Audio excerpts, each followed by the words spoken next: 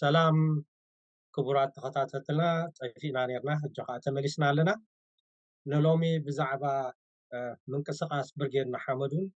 ፀልዋታቱን ክንዕልል ኢና ተስፋ ኣለምን ዘርኢ ስላሰን ኣለዎ ምሳይ ክልቲኣቶም ምሁራት ናይ ፖለቲካል ሳይንስ እዮም ስለዚ ሓደ ሓፈሻዊ ዝኾነ መረዳእታ ክህልወና ተስፋ ገብር ኣነ እውን ኣብ መንጎን ዝኣተኹ ናተይ ዝኾነ ርእቶ ክህብ እየ ማለት እዩ መጀመሪ ክኾነና እዚ ኣብ ማዓባብላ ምንቅስቃስ ናይ ብርጌድ መሓመዱ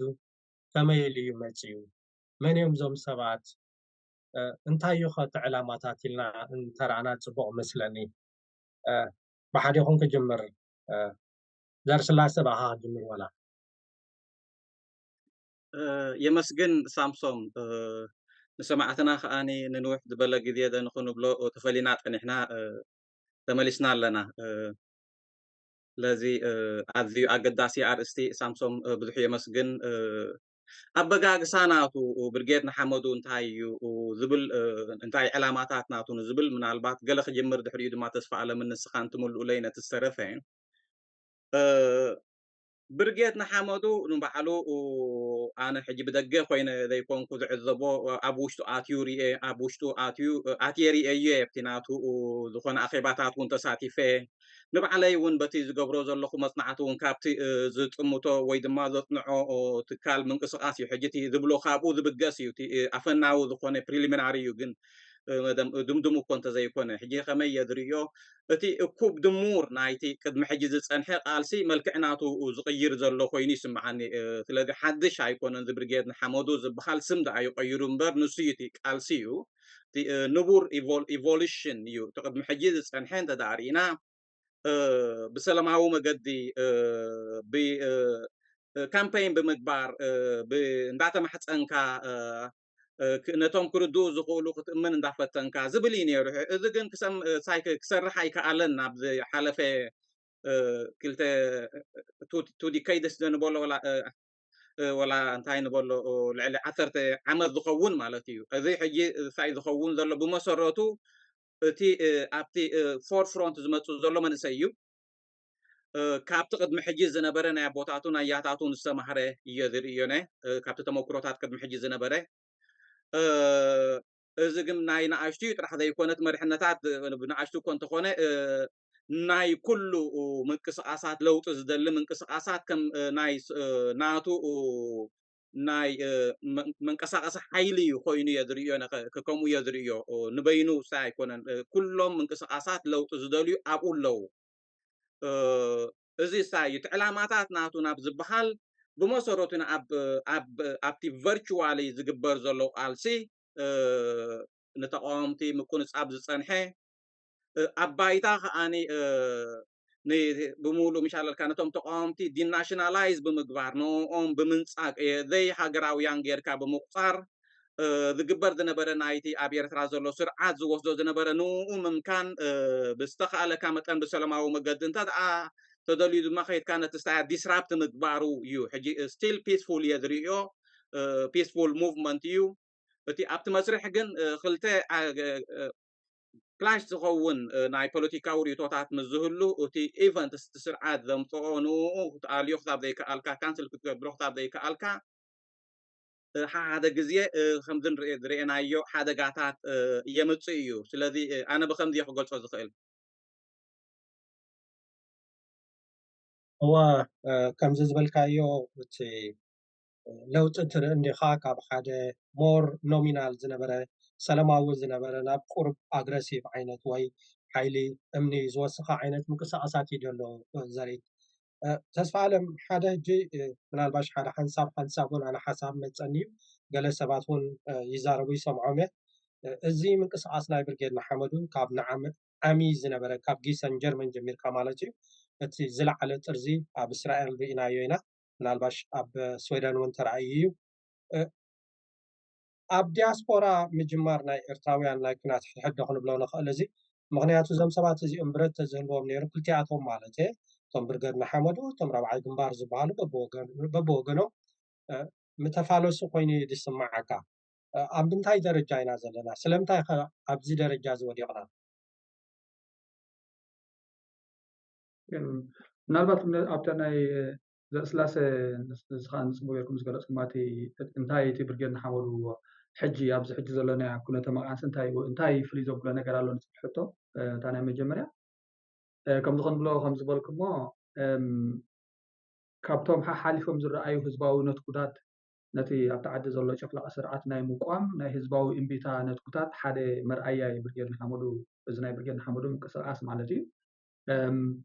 ቅድሚ ሕጂ ከም ዝተፈላለየ ፈተነታት ምንቅስቃሳት ግበር ነይሩ እዩ ኣብ ኤምባሲታት ናይቲ ስርዓት ኣብ ደገ ዘለው ኣብ ዓዲ እንግሊዝ ነይሩ ኣብ ኣሜሪካ ነይሩ ኣብ ጣልያን ነይሩ ኣብዚ ናይ ጀነቫ ዘሎት ናይ ውድብ ሕብረት ሃገራት ወኪል ምስቶም ነቶም ናይ ዲፕሎማስያዊ ሰርክልስ ኣብቲ ዲፕሎማስያዊ ፅላታት ናይቲ መንግስቲ ናይቲ ስርዓት ጥራሕ ዘለው ቦታታትን ሰባትን ኢንጌጅ ዝገብር ሓደ ቀጥታዊ ዝኾነ ናይ ሰላማዊ ሰልፊ ዲሞንስትሬሽንስ ዝግበር ነይሩ እዩ ማለት እዩ እዚኣ ፍልይ ተብላ ምስ ናይ ይኣክል እውን ስዒቡ ዝነበረ ቅድሚ 2-3 ዓመታት ዝነበረ ምንቅስቃሳት ሕጂ እውን ዘሎ መቐፀልታ ናቱ ሓደ ካብኡ ዘይፍለ ህዝባዊ ኣብያ ኮይኑ እዚኣ ፍልይ ተብላ ሓንቲ እንታይ ሓደ እቲ ከም ዘስላሰ ዝበሎ እቲ ቀጥታዊ ዳይሬክት ኣክሽን ማለት እዩ ጎነፃዊ እውን ኣይኮነን ቫዮለንት እውን ኣይኮነን እዚ ጥራሕ ምስቲ ውስን ዝበሉ ወከልቲ ናይቲ ስርዓት ጥራሕ ዝግበር ዝነበረ ዳይሬክት ኢንቮልቭመንት ቀጥታዊ ዝኾነ ምርኻባት ስጋብ ምጉናፃት እውን ብመልክዕ ሰላማዊ ሰልፊ ምስቶም ናቱ ደገፍቲ እንሱ ዝውድቦ ዝግበር ባህላዊ ብስም ባህላዊ ምትእኽኻባት ተባሂሉ ዝግበር ምንቅስቃሳት ናብኡ ወሪዱ እውን ሕጂ ምስቶም ሓፋሽ ኤርትራውያን ኣሕዋት ሓደ ቀጥታዊ ዝኾነ ርክብ ገይሩሎ ማለት እዩ which is ምስታ ኣስዒብካ ዝሓተትካ ሕቶ እውን ትመስል እያ ማለት ኣበየና በፂሕና ዘለና ኩናታት ሕዶ በፂሕና ኣለና ወይ ከምኡ ዶ ምኾነ እቲ ሚንስ ናይ ሚንስ ኦፍ ቫዮለንስ ናይ መቃታተሊ ሪሶርስስ ተዝህልወና ንብረት ንዋይ እንተዝህልወና ስምተቃተሎ ዶ እቲ ሰብ ዝብል ሕቶ ሕማቅ ኣጋጣሚ ኮይኑ ብፍላይ እዚ ናይ እስራኤል ዝምህረና ነገር ምክር ኣልዩ ካብኡ ኣዚና እውን ካብ ዘይረሓቅና እዩ ማለት እዩ ተኽእሎታት ነይሩ ተዝኸውን ኩነታት ኣፍቂዱ ተተኸውንስ እዛ ዝረኣናያ ማለት እዩ ኣጋጣሚ ካልእ ስለ ዘይነበሮም በርቶም ኣሕዋት ኣብኡ ዘለው ብሓንሳብ ዝተሰደዱ ኣብ ሓንቲ ቴንዳ ኣብ ሓንቲ ኣጉዶ ናይ ሸገራ ብጥይት እንዳተሳሕቱ ብሲናይ ናብ እስራኤል ዝኣተው ኣሕዋት ብደም ክፋሰሱ ሕማቅ ርኢና ነርና ማለት እዩ ስለዚ ዕድል ኣይገበርናን ሕማቅ ኣጋጣሚ ኮይኑ ኣብ ከምኡ ዝበፅሓና ንመስል ኣለና ማለት እዩ ምናልባት ተስፋ ገብር ሓደ ውሱን መልክዑ እዚ ካብቲ ናይ መጨረሻ እውን ክኸውን ብመልክዕ ደም ብምፍሳስ ማለት እዩ ግን እንታይ እዩ ብዝብፅሒና ንዝብል ሕቶ እቲ ክሪቲካል ሕቶ መበገሲ ክንሓቶ ዘለና እንታይ እዩ ብዝብፅሒና ዘሎ ሓደ ቀንዲ ተሓታቲ ናይ ኣብዚ ወሪድናሉ ዘለና ናይ ኣብዚ ወሪድና ዘሎ ስጋብ ደም ምፍሳስ ኣብፅሒና ዘሎ ተዓዲ ዘሎ ስርዓት እዩ ሓቋፉ ዘይኮነ ንርእይቶ ተቐባሊ ዘይኮነ ህንጥሾ ጥራሕ እንድሕሪልካ ብጥይት ብታንኪ ዝመፅእ ስርዓት ኣብቲ ዓዲ ኣሎ ማለት እዩ ሕጂ ከም ባህሊ ከም ሓደ ፖለቲካል ባህሊ እቲ ፖለቲካል ካልቸር እቲ ፖለቲካዊ ባህሊ ናይ ኤርትራ ናይ ጎነፃዊ ጥራሕ ዝኾነ ፖለቲካዊ ባህሊ ከም ነጥሪ ወይ ብከምኡ ጥራሕ ተኸስኪስና ከም ንዓቢ ብከምኡ ጥራሕ ከም ዝመስለና ናይ ፖለቲካዊ ፍልልያት ኣፈታትሓ መንገዲ ኣርኢና ማለት እዩ እሱ እቲ ናትና ትዛዕበናሉስ ምስ ጥራሕ ኮይና ማለት እዩ ካልእ ከዓ ሓደ ካብቲ ቀንዲ ተዋሳኣይ ኣብዚ ደገ ዘለው ንሱ እዩ ነቶም የዕጢቑ ወዲቡ ውፈሩ ብረት ጥራሕ ዘይሃቦ እምበር እቲ ካልእ ኩሉ ዝግበር ሞራላዊ ፖለቲካዊ ካልእ ሓገዛትን ምትብባዓትን ዝገብር ስጋብ ናቱ ናይቲ ኮሚኒቲ ኦርጋናይዘርስ እውን ኣውፊሩ ዝውድብ እሱ እቲ ስርዓት እዩ ማለት እዩ ስለዚ ኣብ ደገስ ምስ ስርዓት ኢና ብተዘዋዋሪ ምስ ስርዓት ኢና ንድግፍ ንቃለስ ዘለና ማለት እዩ ስለዚ እንታይ ብፅሒና ዝብል እቲ ጨቋኒ ዘይሓቋፊ ዝተፈላለየ ርእይቶ ዘይቅበል ዝተፈላለየ ረኣይታት ዘይቅበል ሓደ ዲክታቶርያል ዝኾነ ስርዓት ኣብቲ ዓዲ ኣሎ ንሱ ይዕቢልና ኣይረኣናያን ብኸመይ ጌርካ ፖለቲካዊ ፍልልይ እንድሕር መፂካስ ፖለቲካዊ ፍልልይትካ ብኸመይ ፖለቲካል እንዳተባኣስካ እንዳተሓናፈትካ ግን እንዳተኸባቢርካ ከዓ ከም ሰብ ኣብ ከምዚ ከይበፅሕካ ብከመይ ሽግራትካ ትፈትሕ ዝብል እቲ ኣርት ናይቲ መሰረታዊ ናይ ፖለቲክስ እውን ከም ዝስሕቶ ጌርና ኣሎ ማለት እዩ ስለዚ እንታይ ይኸውን ሕጂ ወይ መንገደያ ወይ ኣነ ጥራሕ ዝኸዳታ መንገዲ ወይ ከዓ ሓደና ጥራሕ ዝኸዳ ዝብል ማለት እዩ ኣብ ከምኡ ኢና በፂሕና ዘለና ኣብ ኩናት ሓድሕድ ዝመስል ኣብቲ ናይ ቅድሚ ናፅነት ዝነበረ ደማዊ ኩነታት ደማዊ ምፍሳስን ከይንበፅሕ ተስፋ ገብር በዚ ንሪኦ ዘለና ግን እዛ ናይ እስራኤል ዝምሃረትና ነገር እንድሕር ኣለዩ አንፎርችነትሊ ካብኡ ርሒቕና ከም ዘለና እንተዳ ትጋጣሚ ተፈጢሩ ይብላና ምናልባት ኣብኣ ትውሰኽ ክነብርሃ ዘላ ብላ ኮይኑ ስምዓኒ እቲ ኩናት ሓትሕዝ ዝበሃል ተነቃፊ ኣርእስቲ እንድዩ ኢሞሽናል እውን ንሕብረተሰባት ሳይ ዝገብር እዩ ኣብኡ ንሱ ይኮነን ኣነ ብከምኡ ኣይርዮን እየ ናብኡ ኣይበፃሕናን ክንበፅሕ እውን ኣይኮናን ከም ሕብረተሰብ ግን እዚ ምርፃም እዚ እንታይ እዩ ንምንታይ ኣድልዩ ዝበሃል ሕቶ እዩ ሕጂ ንኣብነት እቲ ምዚ ብርጌድ ንሓመዱ ዝራፀም ዘሎ ሓይሊ ኸኒ መን እዩ ዝበሃል ሕቶ እዩ ተስፋ ኣለም ኣምፅዋ ፀኒሑ ይመስለኒ እቲ ስርዓት እዩ ሰባት ዜጋታት ኣይኮኑን ስርዓት እዩ ሕጂ ውሑዳት እዚ ስርዓት እቲ ሓበሬታታት ከም ዘሎ ክሳብ ኣብ ብኤምባሲታት ዝኽፈሉ ሰባት ምሻለልካ ኣብ ኮሚኒቲስ እዮም ተዘርጊሖም ዘለው ጥርኑፋት ዝኾኑ ምሻለካ ነቲ ስርዓት ዳይኻርድ ናቱ ኣለው ኣብቲ ሕብረተሰብ ተዘሪኦም ኣለው ውሕዳት ግን ኣይኮኑን እዚኣቶም እዮም ኣብ ከምዚ ዓይነት ረፅሚ ክእቶ ከሎ ምስዚ ናይ ብርጌት ንሓመዱ ለውጢ ዝደሊ እቲ ስርዓት እዩ እንታይ ምስኦም ዝተኸራረም ዘሎ ሕጂ እዚ እንታይ እዩ ነቲ ስርዓት ካብቲ ሕብረተሰብ ካብቲ ፍሉይ ፖለቲካዊ ርእቶ ዘለዎ ኣሊና ክንሪኦ ክንክእል ኣለና ራሽናል ክንሪኦ ተዳ ኮይና ማለት እዩ እዚ ጉዳይ እዚ ሕጂ እቲ ሕቶ ናበይ እዩ ዘሎ እቲ ስርዓት ስቲል ኣሎ በቲ ስርዓት ዝተታለሉ እውን ኣለው ብዙሓት ኣብዚ ሰያት እዚ ዝኸዱ እውን ከይተረድኦም ኣብዚ ጉዳያት እዚ ግዳይ ዝኾኑ ወይ ድማ ኣብኡ ኣብ ክንዲ ምኻድ ኣብ ክንዲ ዘቋርፁ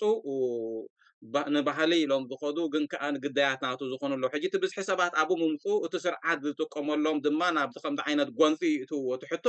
ምናልባት ሳምሶም ሕቶ ይህልወካ ኸውን ብድሕሪት ንጥንቅፎ ንኸውን እንታይ እዩ ብርጌድ ንሓመዱ ወይ ድማ እዚ ለውጢ ዝደሊ ሓይሊ ካብዚ ቅድሚ ሕጂ ከካይዶ ዝፀንሐሲ ተማሂሩስ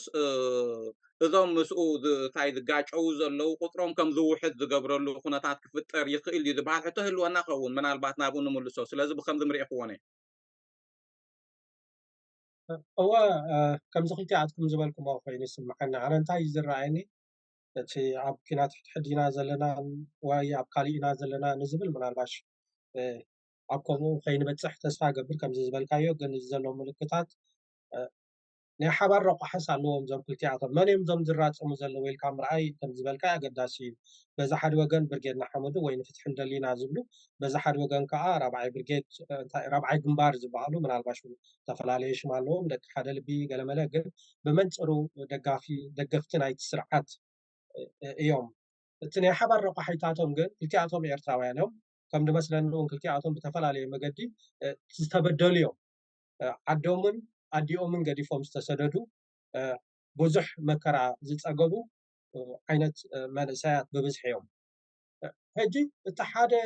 ኩሉ ግዜ ዝገርመኒ ምናልባሽ ትርፅም ወይ ኣብ ደገ ዘሎ ናይ ብሕልፊ ናይ ብርጌድ ንሓመዱ ናይቶም ንፍትሒ ንደሊና ዝብሉ መናእሰይ እቲ ታርጌት እዞም ሰባት እዚኦም ኣይኮኑን እቶም ራብዓይ ብርጌድ ኣይኮኑን ከም ትብሎ ፀናሕካ እቲ ታርጌት ናብ ኤርትራ ዘሎ ስርዓት ነቲ ህዝቢ ጨኩኑ ሒዙ ዘሎ ስርዓት እቲ ብፍትሒ ዘይከይድ ዘሎ ዲሞክራሲ ዘይፍቅድ ዘሎ ብዘይ ዝኾነ ፍትሒ ሰብ ዳኣስር ዘሎ ስርዓት እዩ ግን ኣብ መንጎ ከዓኒ ኣብ ክሮስሮድ ዝተሓዙ ዘለዉ መናእሰይ ከዓ ኣለዉ ብናይ መገዲኦም ብዘይገድስ እንተ ተታሊሎም ድዮም እንተ ኣሚኖምሉ ድዮም እንተ ዘለናዮ ኩነታት ናይ ለውጢ ዘፍቅድ ኣይኮነን ዝብል ዝሓዙ ድዮም ወይ እውን ብካልእ ዓይኒ ዝረኣይዎ ክኾኑ ክእሉ እዮም ሕጂ ኣብ ቀፃሊ ድመፀካ ሕቶ ግን እንታይ እዩ ከቲ ዕላማ ንኣብነት ብርጌድ ንሓመዱ ከምዚ ዝበልናዮ ካብቲ ልኡም ዝኾነ ተቃውሞ እቲ ናብ ኤርትራ ዘሎ ስርዓት ነቲ ናቱ መሓውራቱ ኣብ ደገ ምስ ኣምፅኦ ክፃወሮ ይከኣሉን ዓቕሊ ክገብሩ ይከኣሉን ኣብ ዓዲ ዘሳደደና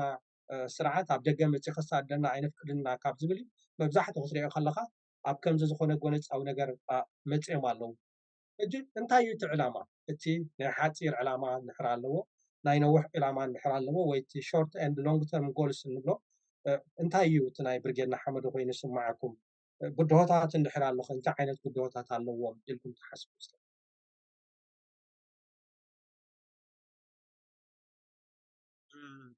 ሳምሶም ምናልባት ኣነ ክጅምር ተደልዩ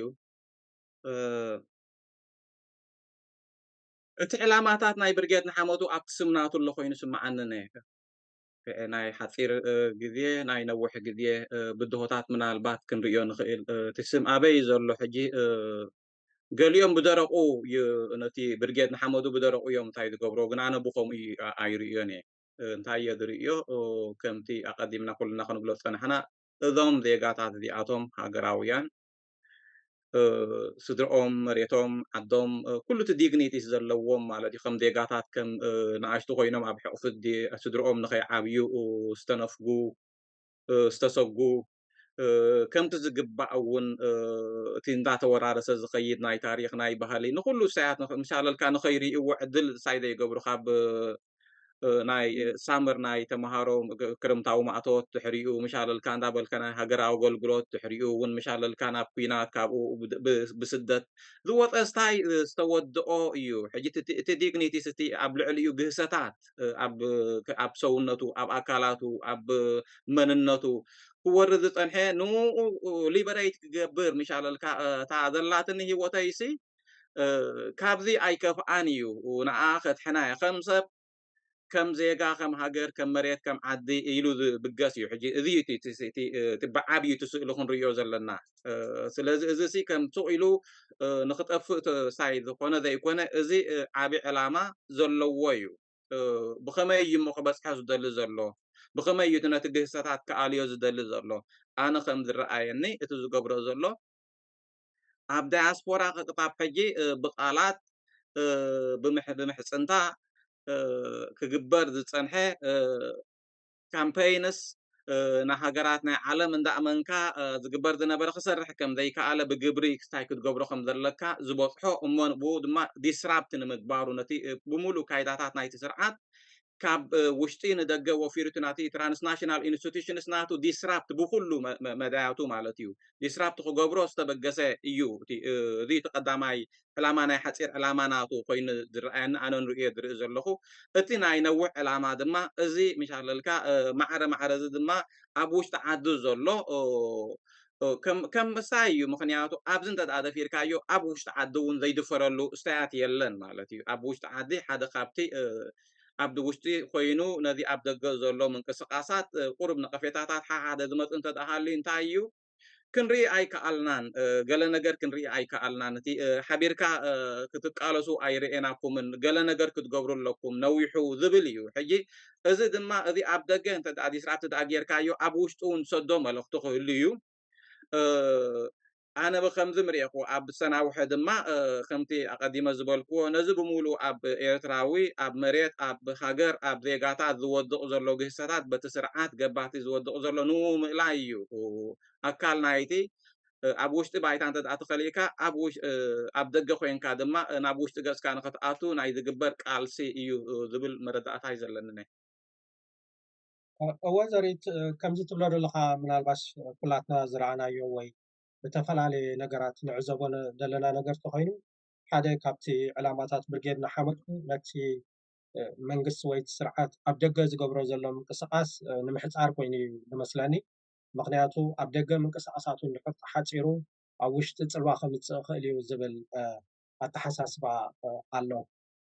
ግን ንብዙሕ ሰባት ከዓኒ ብሕልፊ ንብዙሓት ሰባት ኣብ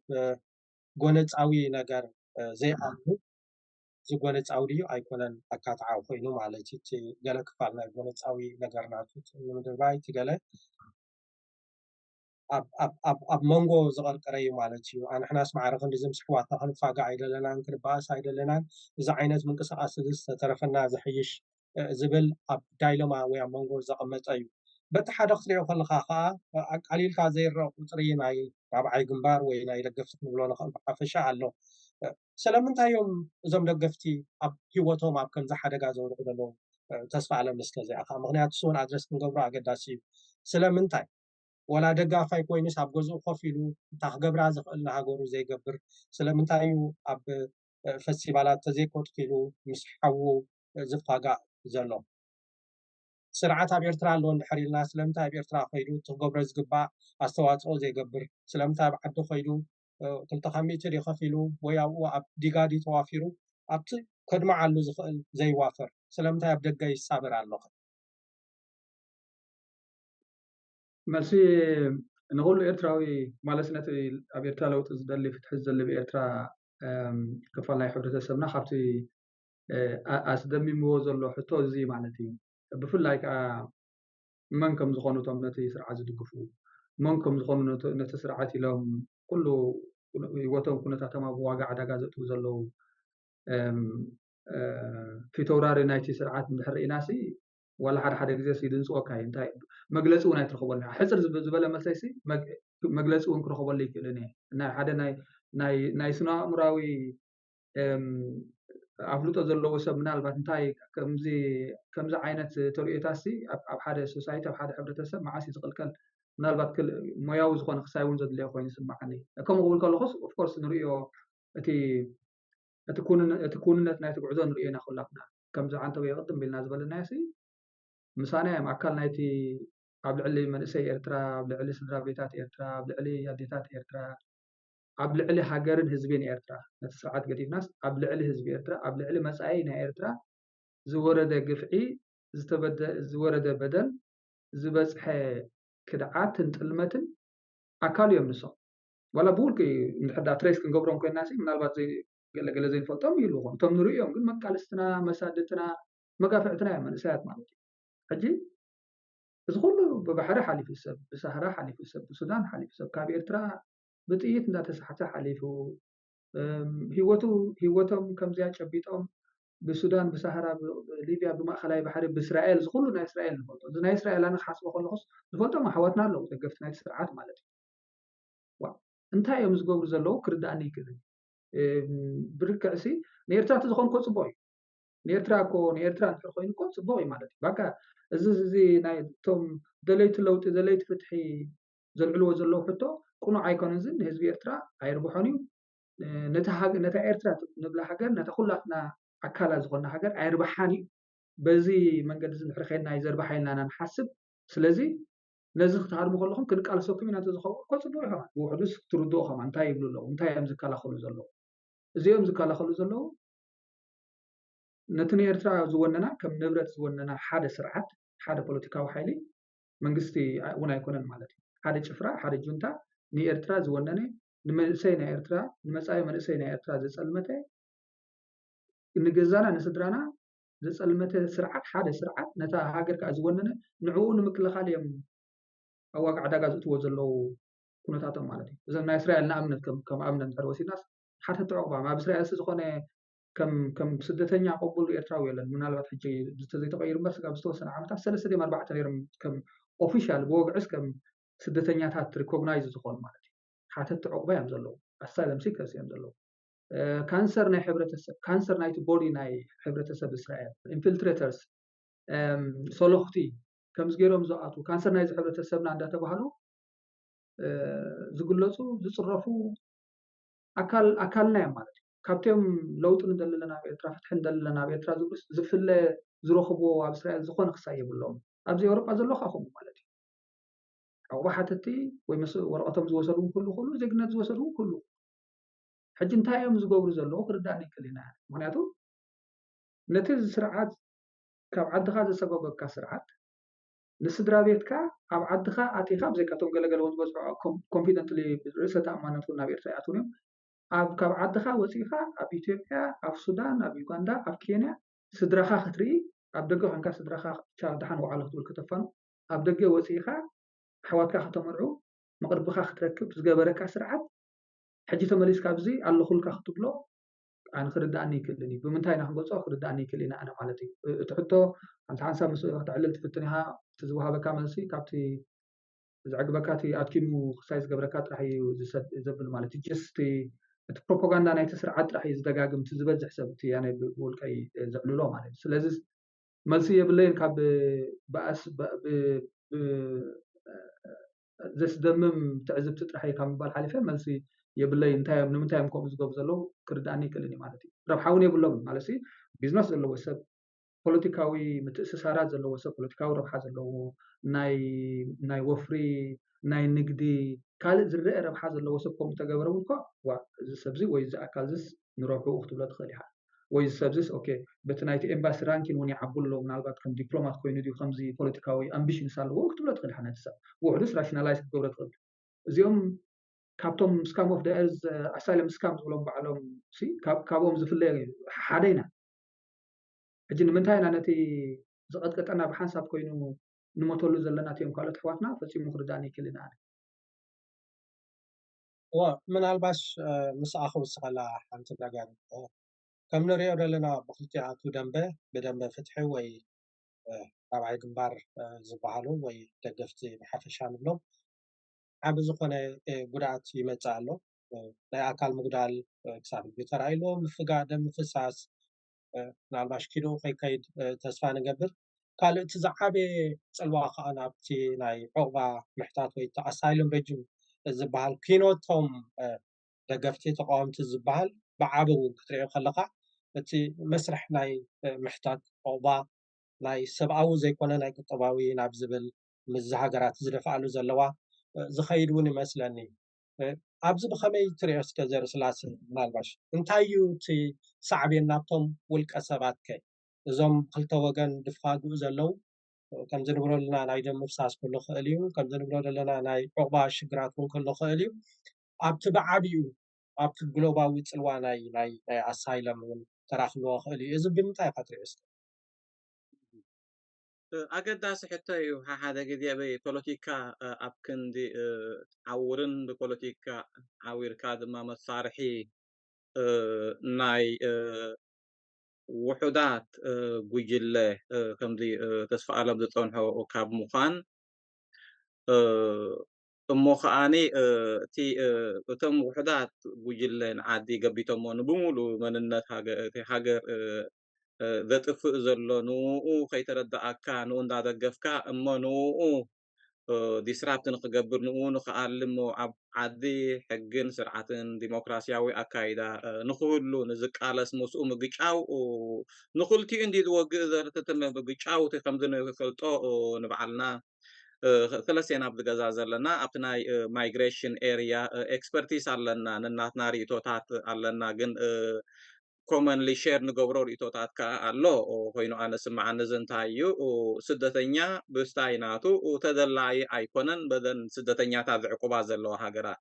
እስራኤል ተዳመፂና ሕጂ ኣብነት እስራኤል ንስደተኛ ትቕበል ሃገር ኣይኮነትን ምክንያቱ ብመሉእ እቲ ናይ ኣሳይለም ረጂም ንባዕሉ ንኡ ትቕበሎ ስታይ ኣይኮነትን ከምዚ ዓይነት ከጋጥም ከሎ ድማ ብቐጥታ ምክንያት እዩ ዝኾና እቲ እቶም ፋር ራይት ኣብኡ ዘለው እዚኣቶም ነቲ ፀገማት ናይ ዓዶም ኣብ ዓድና ሒዞሞ መፂኦም ኢሎም ነቲ ብሙሉእ እቲ መሰላት ናይ ወላታ ንእሽተይቲ ውሑድ መሰላት ዘለዎም ንክነብሩ ዘኽእሎም ንኸይስደዱ ናብ ዓዶም ንኸይምለሱ ዘኽልእ ዝነበረ ምክንያታት ንሱ እውን ይዕፀሎ ማለት እዩ ጥራሕ ዘይኮነ እውን ኣብዚ ጀርመን ተኣተወ ርኢናዮ ናብ ስዊድን እውን ዝነበረ ርኢናዮ ኣብነት ኣብ ስዊድን ዝነበረ ሓንቲ ኤምፒ ናይ ስዊድን ሲ ምስኒ ናይ ሪሳት ዝገበረቶ ኢንተርቪው ነይሩ ሕጂ ንኣብነት ንኡ እንተዳሪእካዮ እንታይ እያ ትብል ብመሰረቱ ነቲ ስርዓት እስታይ ዝገብርዎ እቲ ምክንያት ናቶም ስባዕሎም ኣውዲቖሞ ኣለዉ ማለት እዩ እቲ ምክንያት ንኦም ነቲ ናይ ኣሳይለም ፕሮቴክሽን ንኽውህቦም ብኡ መጠን ድማ እቲ ረፊጂ ስቴተስ ተቐቢልካ እውን እቲ ዜግነት ናይቲ ዓዲ ንክቕበሉ ብመሰረቱ እቲ መሰራት ናቶም ኣብቲ ሃገር ርጉእ ሂወት ንክህልዎም ዘኽእሎም ስታያት ዕድላት ንኡ እዮም ዝሃርምዎ ዘለው ማለት እዮም እዚ ጥራሕ ዘይኮነ እውን ብዓብኡ ኣብቲ ናይ ኣሳይለም ስታያት እውን ነብሱ ዝኸኣለ እንዲቲ ናይ ረፊጂ ስታይ ዝበሃል ፖለቲካ ዘለዎ እዩ እቶም ስርዓታት ከምዚኣቶም ግናያ ስርዓታት ናቶም ሰባት ኣስሊኾም ይልኡክ እዮም ኣብ ከምዚታት ሕጂ እቲ በቲ ሓደ ወገን تقودي أتبل بتحدو وجن كأتبل عطاي كوين كأتورقتن بمسألات نايت زلخايو عد مسرقب كان كأني تحق أنيا مسلنات كاتوتو مالتي أقل قالي نايتي ذا أسادي دنو تبلو خفو سرعات ناتو تخون ذي ضمن ناي توتاليتاريان سيستمس بمولو تقومولو ميلاتاتيو أبذي ناي حبلة سب ناي إرتران ريو زلنا دما ذي كساب حجي تحافيرو تانيحو عوخان خيط قد مساخا ذخلو بحرن برخان سايكوينو تساديدو نزمات أن خيط قد بسلاماو مقدي بلبونا نعبا خمدن كبر نتسرعات إليو بحانسا تماغلنا ساي وات أنانيو كوم يقترح حجو نتي كومو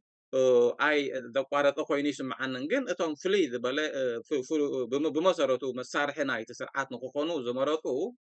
وذياتهم أنا بزمت لني نبعلهم ندافلتو نداتردو نتي ناتهم مسالات ناتهم أبتزل وعدتات نخنوبرو ذخولهم نو يحسي والله مخنيات بتحد وجن أبد عدزل لخا مسالات ناتك حلو الكاتد اللي بتخال وجن كأني نبعلو نتي أبتز وشتي كابتز متأكايو عدي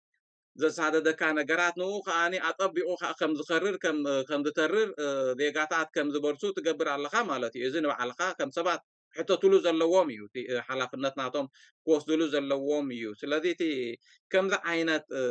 unfortunately كم ذا عينات فرعات عدنا ذلوا مزهوترو نزن ريو ذلنا نقول أكلات نايتي نسوم يوم ذم رابع جنبار ذو بحالو ولا بوشتا عتي خاصة أنت دعتني أكايوم ون تجلجلت حبيتها تعذلو ذي أتوم بمسرته كم ذبقع كال قربت سايز جبرو واستحبوا نايت سرعات مجلجلتي يوم ذي أتوم كابت ذي قحطة وتوم كتكيلا لك أكل كابت سرعات فليو يبلوم تي تسرعات أبوش زلو أبدجه استخلام يوم هو زريت من الباش حاجة نجار زرعنا يندحرالو كابزي ناي برجينا حمدو مقصقاس توم مناسي ገጾም ዝሽፈኑ ዝነበሩ ክረኣዩ ዝሓብኡ ዝነበሩ ዝሕብኡ ዝነበሩ ማልያታት ብሉ ሪቮሉሽን ዝብልዎ ማለት እዩ ተኸዲኖም ኣብ ልቦም ነፊሖም ባንዴርኦም ሒዞም ክምርሹ ይረኣዩ ኣለዉ እቲ ፍርሒ ዝበሃል ነገር ዳርጋ ጠፊኡ ይመስለኒ መን እዩ ተቃዋሚ መን እዩ ደጋፊ ዝነፀረሉ ኩነታት እዩ ዘሎ ብመንፅሩ እውን ዜናታት ናይ ዓለም ካብ ጫፍ ናብ ጫፍ እቲ ናይ ኤርትራ ዘሎ ኩነታት ብሕልፊ እዚ ዘለዎ ወጥሪ ኣብ መንጎ ክልተ ኤርትራውያን ብርጌድና ሓመዱን እዞም ደገፍቲ ወይ ረብዓይ ግንባርን ዝበሃል ብሰፊሕ ዝቃላሓሉ ዘሎ ኩነታት እዩ ብዙሓት እውን ናይ ፖሊስ ዝበፅሕሉ ዝተፈግሉ ከምዚ ዝበልናዮ ዘሎ ኩነታት እዩ ብመንፅሩ ከዓኒ ብድሕሪት ኮፍ ኢሎም ዝተፈላለዩ ርእቶታት ዝህቡ ሰባት እውን ትሰምዕ ኢኻ ገለ እቲ ስርዓት ኣብ ኤርትራ እዩ ዘሎ እምበር ኣብ ወፃኢ የለኒ ገለ እውን ዝኾነ ሰብ ክድግፍን ክቃወምን መሰል ኣለዎ ስለዚ ከም ቀደምኩም ተፀጊዕኩም ተደሊኹም ዳውን በሉ እምበር ዛዕኒ ግረፍዋ ዝብሉ ሰባት እውን ኣለዉ ብርግፅ ኣብ ኤርትራ እቲ ዝሓሸ መገዲ ሰላማዊ ዝኾነ ፍታሕ ሓደ ሰብ ከይተፈገየ ክመፅእ እንድዩ ገለ ሰብ እውን ብባህሪ እዚ ዘይሰላማዊ ዝኾነ ምንቅስቃስ ኣይድግፎን እዩ ምናልባሽ ኣብ ውሽጥና እውን ከምኡ ዓይነት ሰብ ክህሉ ይኽእል እዩ ግን እንታይ እዩ እቲ ኣማራፂ ደኣ ነዚኦም ርእቶታት እዚኦም ብየን ኢኹም ትሪእዎም ንኣብነት ሓደ ሰብሲ ንዘይፍትሓዊ ክድግፍ መሰል ኣለዎ እንድሕር ርኢናዮ ንኣብነት ንፖለቲካዊ ስርዓታት ሜይቢ ኣነ ሶሻሊስት ዝሕሸኒ ሶሻል ዲሞክራቲ ዝሕሸኒ ሊበራላይ ዝሕሸኒ ኢልካ ትዛረብ ትኽእል ኢኻ ሓደ ሰብ ግን ብዘይ ፍትሒ ሰባት ንዝኣስር ወሲዱ ከም ድልየዩ ንዝጨዊ ኣብ 30 ዓመት ኣብ ስልጣን በይኑ ኮፍ ንዝብል ካልእ ሰብ ኣብዚ ክመፅእ ኢሉ ኣይሕለም ንዝብለካ ንሓደ ከምኡ ዓይነት ንክድግፍ መሰል ኣለካ ድዩ ሰብ መሰል ኣለዎ ድዩ መዕረ ክንኡ ድዩ ትመሰል ዝኸይድ እስከ ተስፋ ኣለም በኣኻ ክጅምር ከምኡ ዝበሃል ነገር እውን የለን ማለሲ እዚ ቀይሕን ፀሊምን ኢኻ ክትፈሊ ቀይሕን ፀሊም ከምዚ ብላክ ኤንድ ዋይት ንብሎም ሻሎ ፍትሕን ዓመፅን እዩ ሕጂ ንዓመፅ ንዝድግፍ ሰብሲ ንዓመፅ ንዝድግፍ ነቲ ንስኻ ክእለየለይ ኣለዎ ኢልካ ኣንፃሩ ትቃለሶ ዓመፅ እንዳደገፈስ ኣነ ንስኻንስ ማዕረ መሰል እዩ ዘለና ስለዚ ኣነ ካ ዲሞክራሲያዊ መሰል ኣለኒ ከምዚ ንስኻ ትብሎ ከምዚ ንስኻ ትገብሮ ንክገብር ውጭ ነቲ ንዓኻ ዝቅጥቅጠካ ዘሎ ስርዓት ክተኽሎ ንዑ ክከላኸለሉስ ማዕረ መሰል እዩ ዘለኒ ንዓይ እንተዳ ተቆሚምካለስ ኣይ ሃገራዊ ንኻ ክብለካ ሓደ ካብቲ ስግንጢርነት ናይዚ نايت سرعات دقفتي مالتي مسلي بلاك مسلي ولا حاجة مالتي تسبق مسلي نزيا مسلي زبلا زلو كن تتابع إرترا خينا exercise كنقبرات خلقنا زلنا مسلي مالتي أبي إرترا مسلنا تخلقنا أبز خادم سو نزاس مع سبسي أبي إرترا خينكا كيدي بلو خانا عمنا أبي إرترا خينكا نحر إن شاء الله زين سمعوا صوبت نحر خاتكم أبي إرترا خيتكم كم زي تقبروا حدا خابتي أزي سونكوف زغني ፖለቲካዊ ርእይቶታት ሓደ ንሱ ማለት ኣብታ ሰውት ንዕርኾንኩም ሲ ኣብ ኤርትራ ካትኩም ዘይትቃለሱ ነቲ ስርዓት ወይ ከምዚ ዘይትገብሩ ለካ ኣብ ኤርትራ ከይድካ ሓንቲ ርእይቶኻ ጥራሕ እንድሕር ኣልዒልካ ምሽ ንሕና እዚኦም ሃይ ፕሮፋይል ዘይኮነ ሰብ ከማንዝ ኖርማል ዜጋ ናይቲ ዓዲ እቶም ተቃለስቲ እቶም ናፅነት ናይ ኤርትራ ክውን ንምግባር ብመሪሕ ተራ ዝተፃወቱ ዓበይቲ ተጋደልቲ ናይ ኤርትራ እውን እንታይ ኮይኖም ከም ዘለዉ ዝበዝሕ ኤርትራዊ እንታይ ኮይኖም ከም ዘለዉ መንእሰይ ናይ ኤርትራ ተጋደልቲ ናይ ኤርትራ ኣዴታት ናይ ኤርትራ ኣብ ኤርትራ በርክቶ ዝገበሩ ካብ ዝዓበዩስ ካብ ዝነኣሱ ዜጋታት ናይ ኤርትራ ኣበይ ኣትዮም ከለዉ ትሕቲ ምንታይ ሰፊሮም ከም ዘለዉ ንፈልጦ ኣለና ማለት እዩ ስለዚ እዚ ሓደ ከምዘይከውን እንዳፈለጥዎ ግን ከም ምክንያት ዝጥቀምሉ ሓደ ሰንኮፍ ዝኾነ ፖለቲካዊ መልሲ ማለት እዩ ኤክስትሪሚስት ዝበሃል እሞ ከዓ ሓደ ሰንኮፍ ዝኾነ መልሲ ወይ መግለፂ ንይካእሱ ሓደ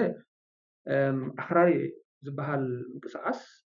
ኣኽራሪ ከብሎ ዝኽእል ሰብ ወላ ሓደ ኣይረኣናሉ ዝብርጌድ ንሓመዱ ማለት እዩ ምናልባት ቀፂልና ክንልዕሎ ንኽእል ንኸውን ክረአ ዘለዎ ነገር ክእለ ዘለዎ ነገር ክዕረ ዘለዎ ነገር ምናልባት ሼፕ ክኸውን ዘለዎ ነገር ክህሉ ይኽእል ይኸውን ከም ዝኾነ ምንቅስቃስ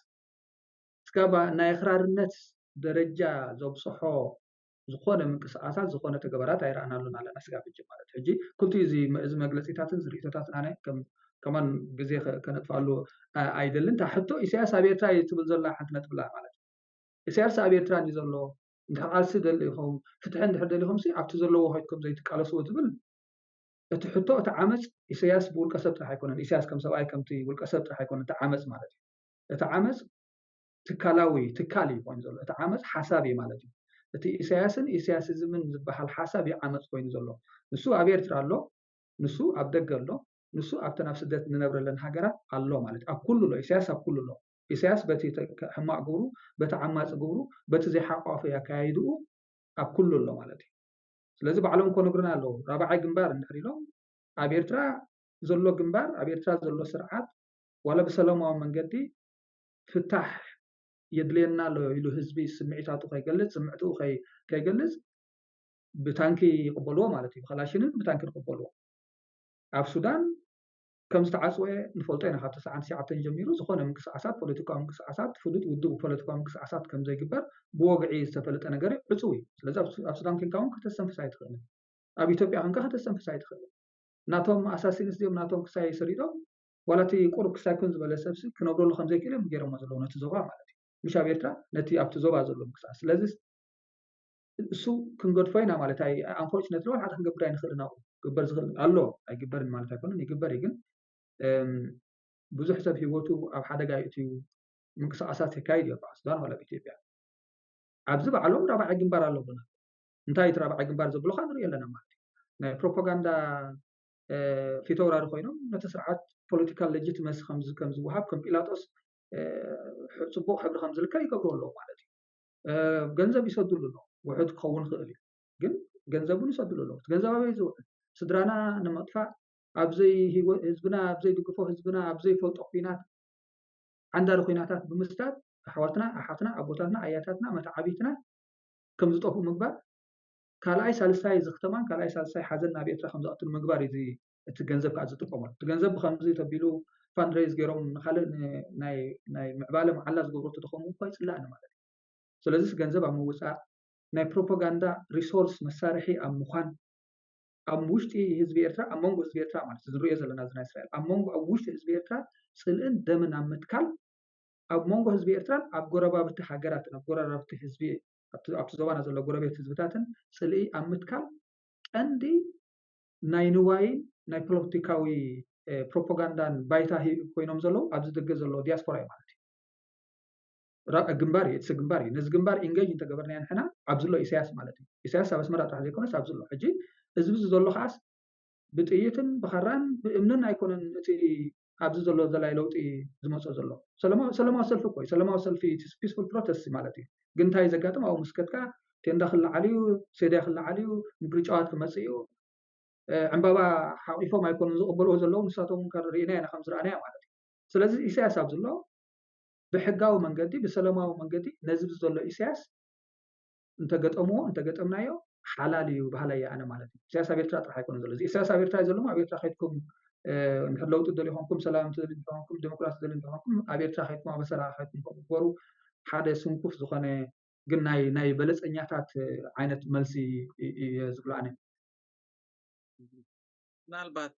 ካልእ ሕቶ ቅድሚ ምስጋርካ ብዛ ተስፋ ኣለም ዝበላ ቁርብ ክውስኸላ እዞም ንብርጌድ ንሓመዱ ወይ ድማ እቲ መልክዕ ሕጂ ንኣብነት ነዚ ሓድሽ ተርእዮ ኢሳያስ ኣብ ዓዲ እዩ ዘሎ ወይ ድማ ጎነፅ እዩ ዝንበዓሉ ኣብ እታ ኤርትራ ጥባሕ ክንሪኣ ንደልሲ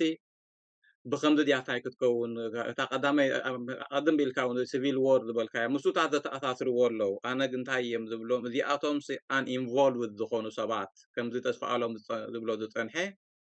ንኡ ክርእዩ ዘይከኣሉ ወይ ገፆም ዘየርእዩ ናብ ፌስቡክ ኮይኖም ዝህብዎ ርእቶታት ወይ ኣብ ቲክቶክ ኣብ ባይታ ንባዕሉ ኣብቲ ናይ ተቃውሞ ምንቅስቃሳት ምትእኽኻባት ፎርምስ ዘይኣትዉ ዘይፈልጥዎ ብማዕደ ጥራሕ ዝርእይዎ ኣብ ስእሊ ማለት እዩ እዮም ብየ ዝብል ኣነ ንባዕለይ ከም ኣክቲቪስት ሪሰርቸር ኮይነ ይርእዮ ወይ ኣብቲ ስኮላርሊ ላይፍ ይርእዮ ወይ ድማ ናብቲ ባይታ ይርእዮ ሕጂ እቲ ዘርእየካ እንታይ እዩ እሞ እንታይ ምርጫታት ገዲፍካ ኣሎ ነዚ ናይ ደላይ ፍትሕሲ እንታይ ለውጢ እንታይ ምርጫ ገዲፍካ ኣሎ እንተደኣ ሃገራዊ ኮንካን ኤርትራዊ ኮንካን ኢልካ እዩ ዲናሽናላይዝ ምሻልካቲ ሃገራዊ መንነት ናቱ ሲ ኣይኮንካን እንተደኣ ኢልካ እዩ እንተደኣ ንዓባ ብሃገር ናይ ኩልና ትኹን ኣነ እውን ከማኻ ኮሰብ ኣለኒ ኣሕዋት ኣለውኒ ስድራ ኣለውኒ ዝተወለድ ኩሉ ዓዲ ክበፅሕ ክርኢ ደልየ ንሓደ ዓድሲ ምሻልካ ከም ዜጋታት ሓደ ኮይንናሲ ነቲ ገቢትዋ ዘሎ ንእለዮ ንግዚኡ ንፀመም ክትብል እንከለካ ድማ ከምዘየለካ ትቆፀረሉ ምትእኽኻባት ጉጅለ ተዳሃሊካ እውን ውልቀ ሰባት እዮም ትበሃለሉ ኩነታት ተደኣ ተፈጢሩ እዚ አንኢንቮልቭድ ኮይኑ ብደገ ዝርእዮ ዘይኮነ ኣማራፂ ምስ ተኸልአ ብሙሉእ ምስ ዓጥዎ ከየድካ እሞ ነዚ ስርዓት ከም ተስፋ ኣለም ዝበሎ ኣብ ደገሎ ነቶም ንኡ ኦርጋናይዝ ዝገብርዎ ነቲ ትካላት ናቶም ድማ ዲስራፕቲ ክንገብሮ ክንክእል ኣለና ስታይ ክንገብሮ ክንክእል ኣለና ነሳያታ ሳይ ተበግሶ ሕጂ ኣነ እንታይ ዝብሎ ብዙሕ ተበግሶታት ነይሩ እዩ ስራሓት ተገይሩ እዩ ነዊሕ ዓመታት ብሰላማዊ መገዲ ብቃላት ብትሕትና ዝመልኦ እዚ ግን ናብ ፀማምስታይ ተቐይሩ ከም ጓኖት ዝቁፀሩሉ ለውጢ ስለ ዝደለዩ ዝኩነንሉ ተበፂሑ እዚ ድማ ናብዚ ንሪኦ ዘለና ሳይ ኮይኑ ማለት ሕጂ እቶም ብደገ ኮይኖም ዝሓምዩ ነቲ ቃልስሲ ዘይፈልጥዎ እዮም ዝብል ርእቶ እዩ ዘለኒ ብትምኒት ጥራሕ ዝመፅእ ስታይ ኣይኮነን ክኽፈል ኣለዎ እዚ ድማ ኣካል ናይቲ ክኽፈል ዘለዎ እዩ ከምዚ ተስፋ ኣለም ክብሎ ፀንሐ ሓደ ነገር ከምዚ ዝበልኩሞ እንታይ እዩ ዝረኣየና ኣነ ምናልባሽ እዚ ዝተረኣየ ነገር ናቱ ዝኾነ ሃሲ ኣለዎ ከምዚ ኩላትና ዝበልናዮ ግን ሓደ ነገር ምሄርና እዩ ዓብይ ገፅና ንኸይድ ከም ዘለና ኣንፈት ይብልና እዩ ኣብቲ ዝኸፍአ ደረጃ ከይበፃሕና እውን ክንኣልዮ ከም ዘለና መረዳእታ ዝሃበና መስለኒ ምናልባሽ እዞም ኤርትራ ስርዓት ኣብ ኤርትራ እዩ ዘሎ ኣብ ኤርትራ ከይድኩም ተፋለምዎ ዝብሉ ከምዚ ተገራጨዋ ሓሳብ ዝህቡ ኮይኑ እዩ ዝስማዓኒ ኣብዚ ዘሎ ንእሽተይ ምንቅስቃስ ናይ እምኒ ምድርባይ ትቃወሞ እንድሕር ኮንካ ከም ሓደ ዘይረብሕ ወይ ከም ሓደ ጎነፃዊ ነገር እንድሕር ትሪኦ ኮንካ ኣብ ኤርትራ ዝኸደ ሰብ ብረት ከልዕል ማለት እዩ ምክንያቱ ኣብቲ በረኻታት ተኸጎርባብቲ ብረት ኣልዕሊ ክዋጋእ ማለት እዩ ብረት ከልዕል እንድሕር ኮይኑ ከዓ እዚ ብእምኒ ዝፍጋእ ዘሎ ሰብ ገዲፍካ ሂወት ናይ ሰብ ክንስእን ኢና ማለት እዩ ሕጂ ካብዘይ ምሕሳብ ንቅድሚኻ ከምዚ መልሲ ዝረከብካ ድርቢ ተብሎ ዓይነት ኮይኑ እዩ ዝስማዓኒ ኩሉ ግዜ መብዛሕትኡ እዚ ከምዚ ዝመፅእ ከዓ ካብቶም ፍሊፕ ፍሎፕ ድብሉ በቲ ፀኒሖም በቲ ዝኸዱ ኣብቲ ፀኒሖም ኣብቲ ዝኸዱ መትከል ዘይብሎም ዓይነት ዝመፅእ ኮይኑ ዝስማዓኒ ምስኡ ግን ተተሓሒዙ ዝኸይድ ምናልባሽ ምዚ ምምፃእ ናይ ብርጌድ ማሕመዱ ብዙሕ ነገር ዝተነፀረ ነገር ኣሎ መስለኒ መኒቱ ተቃዋማይ መኒቱ ደጋፋይ መኒቱ ፍሊፕ ፍሎፕ ድብል በትን በትን ዘወር ዝብል ዓይነት ዝረኣናዮ ነገር እዩ ኣብቲ ብርጌድ ናይ ሓመዱ ንዛረብ ስለ ዘለና ሎሚ እንታይ እዩ እቲ ስክፍታታት ኣሎ ድዩ ክእረም ዘለዎ ኩነታት ኣለዎ ድዩ ወይ ጓል መገዲ ነገራት ኣለዎ ድዩ እንታይ ይረኣየኩም ኣብ ውሽጢ ዘርስላሴ ባእኸዋላ ክትብል ጽቡቕ መሰረታዊ ሕቶ እያ እታ ሕጂ ብሓደ ወገን ለውጢ ናብ ኤርትራ ንደልን ኢና ኣብ ውሽጢ ዓዲ ዘሎ ለውጢ ይደሊ ኣብ ደገ ዘሎ እውን ለውጢ ይደሊ እቲ ናይ ለውጢ ምንቅስቓሳት ድማ ዕዉት ክኸውን እንተደኣ ኮይኑ እዚ ብሕጂ ኣብ ኣተኲርና ኣብቲ ናይ ብርጌድ ንሓመዱ ክንጥምት እንተደኣ ኮይንና ኣነ ከም ናተይ ሪኮመንዴሽንስ ክብሎ ወይ ብድሆታት ዝረኣየኒ እንተደኣ ሃልዩ ክሳብ ሕጂ ናይ ተቃውሞ ምንቅስቓሳት እቲ ስርዓት ፐርፐስሊ ዲስኮርስ ይሰርሕ እዩ ከዓኒ ሃገራውያን ኣይኮኑን እዩ ዝብል ሃገራውያን ኣይኮኑን ኢሉ ኣብ ዝተፈላለየ እዋናት ብፍላጥ ድዩ ኢንቴንሽናሊ ወይ ድማ ብዘይፍላጥ ኣብ ሜድያ ወፂእካ ዝዝረብ እንዳበጥቆልካ ይውሰድ እዩ ማለት እዩ ሕጂ ምስሊ ሓደ ምስሊ ይሰርሑ ማለት እዩ በትን ኣኻኺቦም ነቲ ጌጋታት ሓደ ዓብይ ምስሊ ሰሪሖም እዚ እዩ ኢሎም ዘይ ምስሊናትካ ይህቡኻ ማለት እዩ እዚ ንቡር እዩ ኣብዚ ናይ ኣውራ ከዓኒ ካብ ደገ ወፂኡ ዝንቀሳቐስ እዞም ናይ ንከምዚ ዓይነት ምንቅስቓሳት ሳይ ዝገብሩ ብዝተኸኣለ መጠን ኣብ ውሽጢ ዓዲ ዘይትፈትሖ ፀገማት ናትካ ኢንተርናሽናላይዝ ተደኣ ጌርካዮሲ ስርዓታት ከምዚ ገይሮም እዮም ዝሃርሙኻ እዩ ዝብል ማለት እቶም እቲ ሊትሬቸር ዘለና እዚ ናይ ኤርትራ ድማ ፍሉይ ኣይኮነን ኣብዚ ከምዚ ኩነታት ብርጌድና ሓመዱ ክገብሮ ዘለዎ ሳይ እንተደኣ ሃልዩ ክጥንቀቐሉ ዘለዎ ቃልሲ ናቱ ቃላት ናቱ እቲ ወይ እቲ ናቶም ፍሬም ዝገብሮ እቲ ናይ ኣመራርፃ ቃላትን እቲ ኮሚኒኬሽንን ሃገራዊ ቃልሲ ምዃኑ ኩሉ ግዜ ኣንደርላይን ዝገበረ ቋንቋታት ሳይ ክገብሩ ክኽእሉ ኣለዎም ዝብል ሳያት ኣለና ሓደ ግዜ በጨቕ በቲ ምሻለልካ ነቲ ትካል ዘይውክልዎ ይመፅእ እዩ ዘረባታት እቲ ምናልባት እቲ ስርዓት ዝዘርኦም ድዮም ወይ ድማ ሕብረተሰብ ምሻለልካ ከምዚ ኣብ ከመይ ዝኣመሰለ ዱር መዓት ፅቡቕ ኣግራብ ጥሉል ዘለዎ ደረቐት ገረብ ትረኽበሉ ከምኡ እውን ኣብ ምንቅስቓሳት ወይ ድማ ኣብ ቃልስታት ይርከቡ እዮም ነቲ ከይተረድኦም ድዩ ወላ ተረዲእዎም ነቲ ትገብሮ ዘለካ ቃልሲ ንምፍራስ ኣብ ውሽጢ ኮይኖም ዝሰርሑ ዘለው ክህሉ ክኽእሉ እዮም ሕጂ ኣብዚ ሕጂ እቲ ቃልሲ ኣነ ዝብሎ ምናልባት እዚ ከምዚ ዓይነት ድኹም ርእቶታት ዘለዎም ሰባት ኣብ ውሽጢ እቲ ቃልሲ ኮይኖም ድምፆም ከስምዑ ከለዉ እቲ ሕማቕ ድማ ተተወሲዱ ከም ስእሊ እንተደኣ ተቐሚጡ ወላ እዞም ፍሊፕ ፍሎፕ ትብሎም ዘለካ ገሊኦም ምናልባት ብኡ ዝሰናበዱ ናይ ደገ ክኢላታት ብደገ ጥራሕ ነቲ ቃልሲ ዝፈልጥዎ ኣብ ገዛ ኮይኖም ጥራሕ ምሻልካ ብማዕዶ ዝጥምትዎ ንኡ እንዳረኣዩ ዝሃድሙ ንሰባት ዲስኦረንተይት ዝገብሩ ሰባት ኣለዉ ኮይኑ ስምዓኒ ስለዚ እዚ ሓደ ካብቲ ብርጌድና ሓመዱ ጎይን ፎርዎርድ ሳይ ክገብሮ ዘለዎ እዩ ንሱ ጥራሕ ዘይኮነ እውን ምናልባት ብርጌድና ሓመዱ ከምቲ ቃል ናቱ እንታይ እዩ ከም ሓደ ናይ ቃልሲ ኣካል ኣባይታ ኮይኑ ዝቃለስ ናይቲ ብምሉእ ናይ ለውጢ ምንቅስቓሳት እዩ ከምኡ ገይሩ እዩ ንነብሱ ዘቕርቦ እዚ ድማ ምናልባት ነቲ ናይ ቃልሲ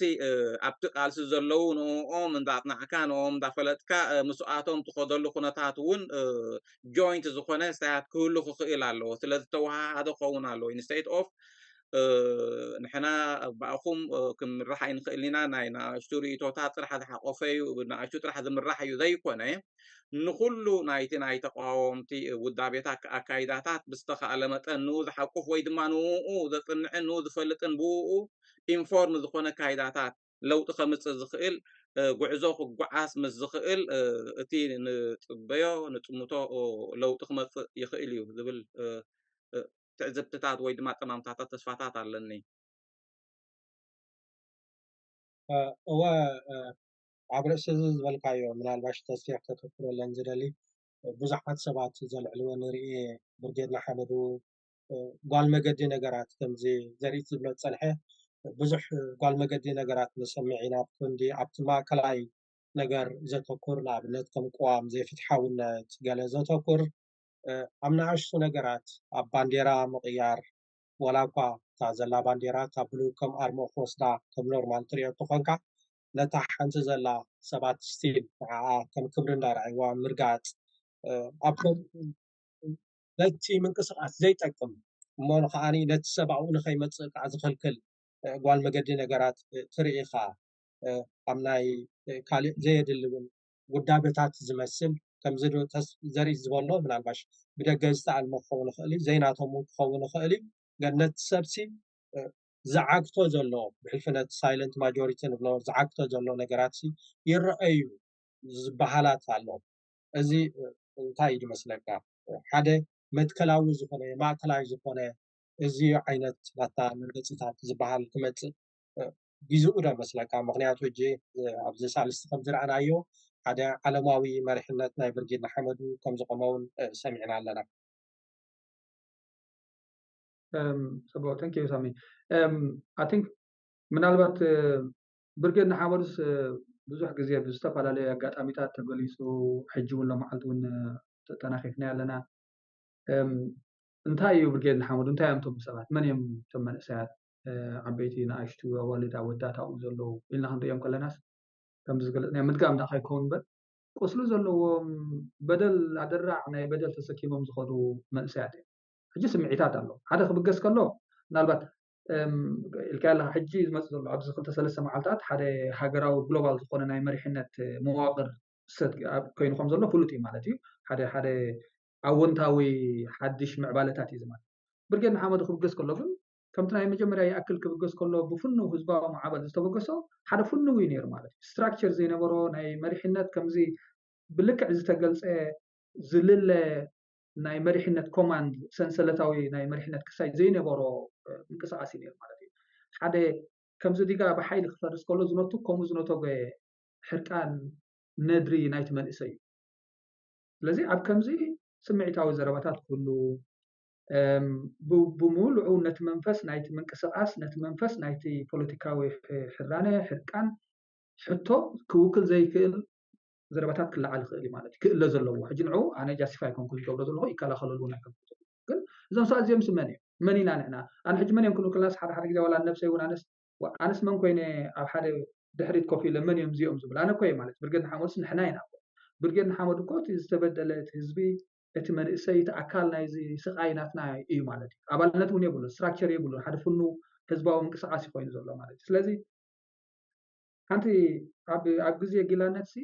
እዚኦም ማሩኑስ ዝበሃሉ ነይሮም ኣብዚ ናይ ሎም ኣሜሪካስ ኣብቲ ናይ ኣብዚ ኢንዲያን ኦሽን ዝነበራ ደሴታት እንታይ ይገብሩ ነይሮም ካብቶም ነቶም ግላታት ዝውንኑ ነቶም ወነንቶም ማለት ነቶም ናይ ግላታት ዝውንኑ ዝነበሩ ወነንቲ ናቶም ካብኦም ነብሶም ኣብ ሓደጋ ብምእታው ስጋብ ናይ ሞት ሓደጋ ብምእታው ካብኦም ብምህዳም ናይ በይኖም ኮሚኒቲስ ናይ በይኖም ኮሚኒቲታት ይምስርቱ ማለት እዩ ካብ ኣፍሪቃውያን እዮም ኣፍሪቃዊ መበቆል ዘለዎም ማለት እዩ ሽዑ ኣብተን ዝምስርትዎም ኮሚኒቲታት እቲ ናይ ኣፍሪቃዊ ኣናባብራ እቲ ናቶም ማለት ናይ ኣቦታቶም ናይ ኣዴታቶም ናይ መበቆላዊ ዝኾነ ኣናባብራ ስርዓተ ምሕደራ ማሕበራዊ ኣናባብራ ሶሻል ኦርጋናይዜሽን ይምስርቱ ማለት እዩ ከምዚ ንክገብሩ ግን ክንደይ ይቁተሉ ይእሰሩ ኣደዳ ስቅያትን መግፋዕትን ማእሰርትን ይኾኑ ነይሮም ማለት እዩ ሕጂ እንታይ ዝብል ምስሊ ኣሎ ንዕኦም ዝገልጽ እቲ ናጽነት freedom is more valuable than life ናጽነትን ሓርነትን ካብ ህይወት ይኸብር እቲ መሪሕ ናቶም ጭርሖ ዝነበረ ማለት እዩ ሕጂ ኣሕዋትና ብርጌድ ሓመዱ እታ ናጽነት ዋላ ብፍትሒ ንተካእያ እዞም ሰባት አንተ ኢልና ነርና ነቲ ኣብ እስራኤል ዘለዉ ኣብዚ ዓዲ ዘለዉ ፕሪካሪየስ ዝኾነ ዘይቃወሙ ዝኾነ ናይ ኢሚግሬሽን ስታተስ ዘለዎም ኣለዎ ማለት እዩ ዕቁባ ዝሓቱ ወይ ድማ ዕቁባ ተዋሂቦም ን5 ዓመት ጥራሕ ክሳይ ዘለዎም ከም ንፈልጦ እውን ኣብዚ ኤውሮጳ ኣብዚ ምዕራብ እንተዳ እዚ ፓብሊክ ኦርደር ንህዝባዊ ድሕነት ውሕስነት ኣብ ኣዋጋዕ ዕዳጋ ክእቱ ሓደጋ ክእቱ ይኽእል ኢሎም ንሓደ ሰብ ክሳብ ገይሮምስ ዋላ ነቲ ዝተዋሃበካ ዜግነት እውን ካልኢልካ ክሕድጎካ ክእሉ እዮም እዚ ሪቮኬሽን ዝብሎ ሪቮክን ክገብሩልካ ክእሉ እዮም ማለት እዩ ከምዚ እንዳፈልጡ ከለዉ ፍትሒ ካብ ሂወት ይዓቢ ዝበሉ መንእሰያት እዮም ሓደ ግዜ እንታይ ንብል መንእሰያት እዮም ብገለ ተደሪኾም ኣብዘይ ክሳማይ ተእትዎም ገለ ብል ትሰብ ማለት የስ ስምዒት ኣሎ እዚኦም ግን ዘይርድኦም ሰኢሎም ብስምዒት ጥራሕ ዝፈልሑ ኣብ ባሕሪ ናይ ሓደጋ ዝዕንድሩ ገለ መንእሰያት ኣይኮኑም ዘይነው እንታይ እዮም ዝገብሩ ዘለዉ እንታይ ወሪድዎም ዘሎ ትቁስሎም ልዕሊኦም ክፈልጦ ዝኽእል ሰብ የለን ማለት እዩ ስለዚ እንታይ ይምበልኩም ኣነ ናብታ ክሳይ ከዓ ንምምፃእ ፍትሒ ልዕሊ ህይወት እዩ ፍትሒ ካብ ህይወት ይዓቢ ዝበሉ መንእሰያት እዮም ማለት እዩ ከምዚኦም እዮም ዘለውና ስለዚ ብምንታይ እንተንሪኦም ወልኩ ኣነቲ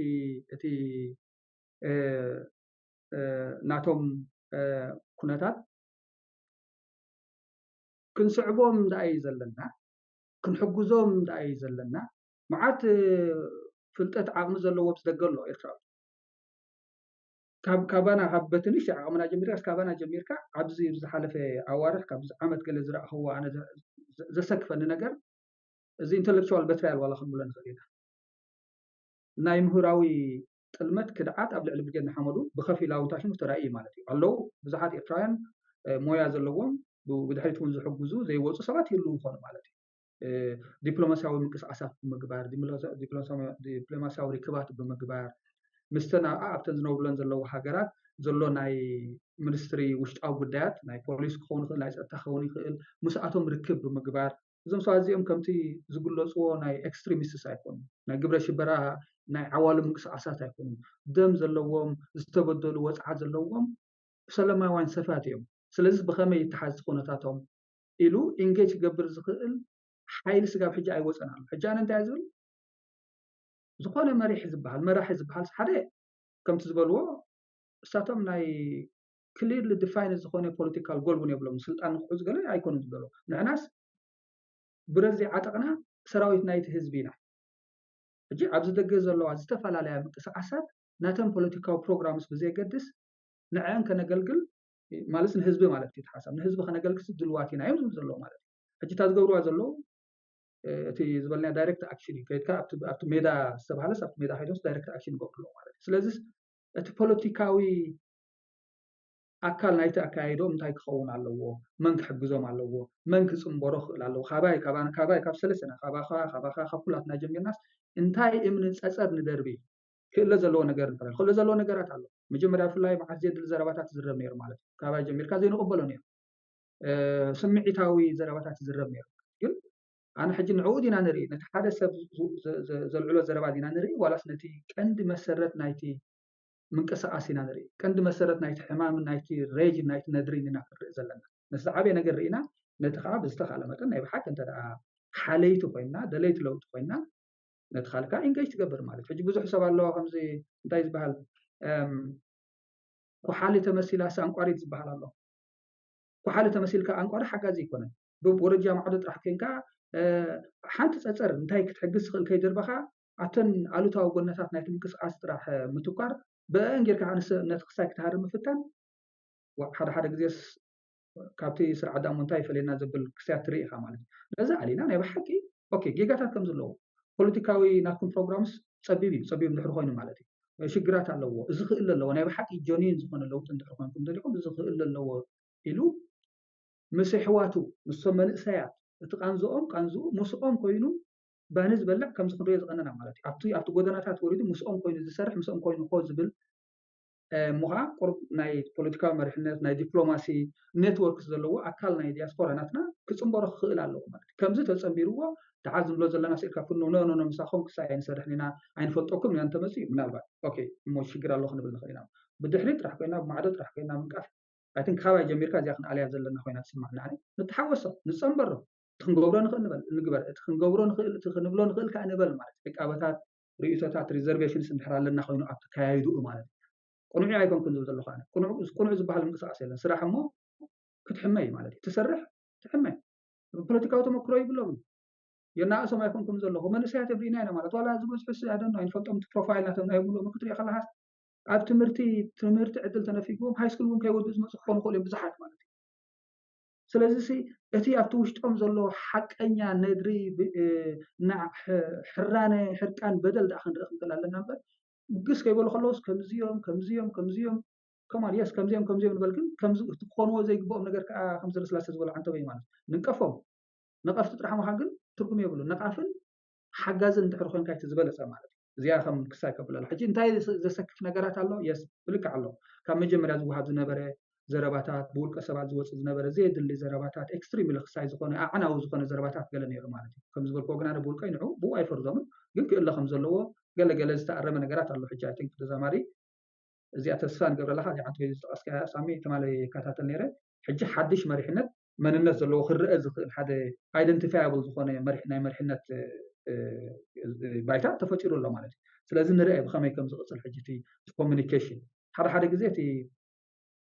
ولا بقنوع لبو زبل سب ببزح سلة ترجم جيجا زرد أسباب الله خم جمري بجيجا زترجم أسباب الله فلي تسرعت نعمنا ده أسوأ ديدو ده سايم زولي مالتي نعمنا ناي حدا مريح أفكار نايت مريح ندينا يرى فلتن قلنا قال سزر بزرباتات نعمنا تستاس قاب كندي تخماسي عخا ماستيكا أسقاب كندي نتي مثلن سئلن نتي potential نايتي بكس أسقاب كندي سالياتوري كلنا رأينا لنا نعمنا كم زول سبج أو تشاز بلدي دل زرباتات أجي انتهي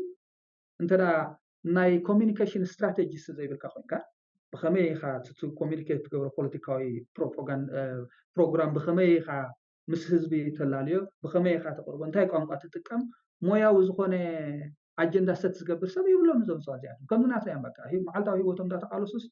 اتخسايكا ولا هيوتم حدغات يمون لعل تحت زول سباتي لذس اكنولج نغبرت limitations ناتهم جنت علامه من تحسابه من نخبره ندقفه كنحجز نحركنا نخلكنا خنا حجز كل زلوا نجر كنا الله خمس بول خاملتي تالي سمعتها ستمنت سالم إن شاء الله بسمعي استحوته مجلس إتاعت قرب نتمنفس نايت خصاي زي جلس خصايات الله تاني يبان دير هذا الحلقة من البات درجات تقبل حاجة خلنا مكساسي حدا جزيس يوصي خمسي أتي short term goal ناتنا أتنا حتصير جزء مقان جزء إلامان أنتايو أتناي ناي مأكلاي جزء مقان إلامان أنتايو أتناي نوح جزء بورينا تني إلامان أنتايو لهم كريه خلوا حدا جزء يمسك كايت حسب أوكي حجين تاينا نقبل زلنا هجر تتفق الله حزبي يبرس الله قدام يردي الزدليو نجارات على النمو نزي قدام يردي الزدليو نجارات بخصوص سك جبر زخل نجار نهرال جيرنا تخدحين زخل ما ندحن شعوتي قداي بانديرا قداي كالوت تأمرتات نتي حزب إرتاز وكله تأمرتات بخمير رأيو نتي حزب زقدف نجار كخون خالي كم زخل كله خانة هذا أبرجد محمد زول سب زي سماوات بانديرا أنا عايز كلنا زي أزل تبلا سكمي بلين هذا هذا البروب أو أكل أبرجد محمد خوين خاطر حنت بانديرا بانديرا سلنزار زلنا زي أزل كلنا أنت بلا سكمي بلين انتاي كخون أنا دسم بلني كلتي إن كله عند حردات خساخد مالتي حبر زلوا أنت عشان شعور تنا حزب حتى مالتي حزبي حصلت أن يركب نابزبي ملس بالحكم كا تن نحدا من قصاص وسانه ونايكون مالتي حدا من قصاص ناتو بوزيشن ناتو مركز كله خلي عب مجرد شاغل እቲ ህዝቢ እንተዳና ብሓቂ ህዝባዊ ዝኾነ ቃልሲ ትገብር ኣለካ ናይቲ ህዝቢ ትመሰል ናይቲ ህዝቢ ከኣቲ ልኡላዊ መሰል ናይቲ ህዝቢ ማለት እዩ በናይቲ ባንዴራ ውከል ዓይነይቲ ባንዴራ ሂስቶሪካል ንዕኡ ትውክል ንክልቲአን ድዩ ዳዋዊሱ ካልእ ክፈጥር ነታ ቀያሕ ድዩ ክሕዝ ነታ ሰማያዊት ክሕዝ ናይ ህዝቢ ኤርትራ ዝምልሶ ሕቶ ክኸውን ዝግቡእ ግን ነዚ ሞመንተም ናይዚ ያእክል ናይ ሶሪ ይቅሬታ ናይ ብርጌድ ንሓመዱ ምንቅስቃስ ኢምፓክት ጎብረ ከምዛ አንተ ብዘልከያ አው ሞዞም ሰው እዚኦም ስባ ናይ ፍትሕ ሕቶ እውን ጥራሕ ዘይኮነስ ናይ ለውጢ ሕቶ እውን ጥራሕ ዘይኮነስ ካልእቲ ሲምቦልስ ናትና ትእምርትታት ናትና ማለት እዩ ሕጂ እንኩሕዶ ዘይግባእና ነታ ሰማያዊት ዘይኮነት ባንዴራ ናይ ኤርትራ ዝበዝሕ ህዝቢ ኤርትራ ከዓ ንዓ ዘኽብራ ዋጋ ዝኸፈለላ ኩሉ ህዝቢ ኤርትራ ዋጋ ከፊልላ ንዓ ኻ ዘኽብራ ሰባት ሕጂ ንዕኡስ እንታይ ካ ትብሎ ዘለካ ማለት እዩ ንሕና ቃልሲ ናትናሲ أنا مش متأخص كم زي أماي حابة ترمز مايز مال ترمز أثر الحركة خاص تأثر مستخيا بفيزيكس داله تماي يفسس مالتي أجل حنا مساعة ناس نسخهم كتوصيهم نعخم ريبليس نجبركم منها كأكم منها خلت فأكم منها أيكون نكون بلون تهزب قوم يكون نكون زلوا برجع محمد نتهزب مالتي سجميل الناتكمي نناتنا هنا نناتنا لنا بحركة تهزبي خوون لنا نحسب على النمبر كم زي زيرو سام جيمز بهالمشالو زيرو ناي زيرو دمر بوليتيكاوي منقسقاسات كخون يبلن ማለት እዩ حواتنا كيم سدرانا كيم ويرات ግዜ حما ኮይኑ ሕጂ ንቃተል ንባኣስ ኣለና እምበር ስድራና كيم ኣነ ኮጽባሕ ንጎ ከም ሕጂ ወን የለን ናጽነት ተረኺቡ ሰላም መጽዩ ፖለቲካዊ ለውጥ እንድሕር መጽዩ ኣባል ብርጌድ ናይ ሓመዱ ከይከውን ክእል ዋላ ብርጌድ ናይ ሓመዱ ከም ፖለቲካዊ ፓርቲ እንድሕር ኮይኑ ኣባል ህግደፍ ክኸውን ክእል ኣነ ማለት እዩ ስለዚህ እዚ ተኽእሎታትን ዝዕድላትን ሲ ክነፍጎ የብልና ነቲ ካልእ ሰብ ማለት እዩ ስርዓት ምስ መጸ ትካላዊ ኣሰራርሓ ዘለዎ ህንጸት مسانسنا أب عدنا بوليتيكاوي سيستم سرعات مسانسنا أب عدنا بزعبة زيهم كنت حنفس كن بأس نخيل مالتي حجي اتصب سجد كيبل وعزم صازيهم با ناتنا رستي ناتنا قرسي ناتنا تأمرتي ناكاس تأمرتنا ኢሬዝ ክገብሩ ካብ ታሪክ ክሓቱ ዝመፁ ዘለዎም ቅስቃሳት እዮም ዝብል ገለ ክስያት ኣሎ ማለት እዩ እንታይ እዚ ሕጂ ሓደ ናይ ኮሚኒኬሽን ስትራቴጂ ላክ ኦፍ ኢንፎርሜሽን ሕፅረት ተመክሮ ከም ዘሎ እዩ ዝርእየካ ሃይ ሳሚ وسايا حتى بالله በቃ ሳያ ዘረባን ሓፈሻ ኣብዚ ድበልካዮ ታላላተ ሕቶ ዘምፃእኩም ብመሰረት እንታይ እዩ ናይ ባንዴራት ቅንዕቲ ዘይኮነ እዞም ደገፍቲ ዝበሃሉ ወይ ራብዓይ ብርጌድ ዝበሃሉ መብዛሕትኡ ግዜ ምንቅስቃስ ከተምፅእ ከለካ ወይ ምንቅስቃስ አንፃር ጭቆና ክልቲኡ ሓራፍ ወፅእ ዘለዎ እቲ ተጨቋንን ተጨቋንን እቲ መሰረታዊ ነገር እሱ እዩ ብዙሕ ግዜ ንሪኦም ዘለና እዞም ደገፍቲ ዝበሃሉ ወይ ራብዓይ ግንባር ዝበሃሉ ሕቶታት ስለ ዘይብሎም ኣይኮነን መብዛሕትኦም ኣብ ገለ ነገራት እዮም ተሓቢኦም ዘለዉ እተን ተሓቢኦም ዘለዉ ከዓኒ ሃገር ባንዴራ ስዋኣት ክብሪ ታሪክ ህዝባዊ ግንባር ማለት እዩ ዝብላ እየን እዘን ነገራት እዚአን ከዓኒ ዓንቀፍቲ ይኮናን ማለት መሰረታዊ ወተን ናይ ሾርት ተርም ጎል ኣይኮናን እዘን ነገራት ንብለን ዘለና ምስ ኮንስቲቱሽን ዝተሓሓዛ ኣይኮናን ምስ ፍትሒ ዝተሓሓዛ ኣይኮናን መዚ ሕጂ ወሪድና ዘሎ እዋናዊ ጉዳያት ዝተሓሓዛ ኣይኮናን ኣብ መፃኢ ህዝቢ ኤርትራ ናቱ ዝኾነ ውሳነ ክወስድ ክእል ዝበልካዮ ሎሚ ኣነ ሰማያዊት ሒዘ ብርጌድ ንሓመድ ክኸውን ክእል እየ ቀጠላ ሒዘ ብርጌድ ንሓመድ ክኸውን ክእል እየ ፃዕዳ ሒዘ ብርጌድ ንሓመድ ክኸውን ክእል እየ ግን መፂኻ ናብኡ ካናብ ፀልሓትካ ቀያሕ ተቃፅላ እንድሕር ኮንካ ነቲ ቀያሕ ክብሩ ዝገይሩ ዝሪኣ እንድሕር ኣሎ ወላ እኳ ተቃዋሚካ እንተዘይኮይኑ ሳይለንት ማጆሪቲ ዝኸውን ፍሉጥ እዩ ምክንያቱ ሓደ ነገር ተዓፅዩ ኣሎ ብቀሊሉ ከዓ ናብቲ ናትካ ደረጃ ዘይክመፅእ ክእል እዩ እዚ ከም ሓደ ቦታ ርኢና ምናልባሽ ዘርኢት ከልዕለሉ ዝደሊ ነገር እንታይ እዩ ምዞም ደገፍቲ ዝበሃሉ ወይ ምዞም ራብዓይ ብርጌድ ዝበሃሉ ተራ ናይ ምሁራት ወይ ተራ ናይ ሳይለንት ማጆሪቲ ዝብል ተስፋ ልዕል ኣሎ ምስኦምን እሶምን ከብታ ካዓለ መጠንሲ ኮንቬንስ ክኾኑ ኣለዎ ከኣምኑ ክኽእሉ ኣለዎም ብበትሪ ብሓክሊ ብገለ ጥራሕ ከልኪልካ ኣብቲ ክትመፁ ትኽእሉ ኢኹም ክስዕስዑ ትኽእሉ ኢኹም ገለ ኢልካ እዋናዊ ፍታሕ እምበር ናይ ሎንግ ተርም ወይ ናይ ነዊሕ ፍታሕ ኣይኮነን እሶም ኢንጌጅ ክኾኑ ዘለዎም እንታይ እዩ ክገብር ዘለዎ እቲ ኣብ ደመ ተቃውሞ ዘሎ ፍትሒ የለን እሞ ምሳና ተፀንበሩ ንሓደ ውልቀ መላኺ ንሰብ ኣብ ክንዲ ንሃገር ንህዝቢ ንሰብ ኣይተምልኹ ንሰብ ኣይተገልግሉ ዝብል ዘሎ ስኒ ከመይ ገይሩ ኢንጌጅ ክገብሮም ዘለዎ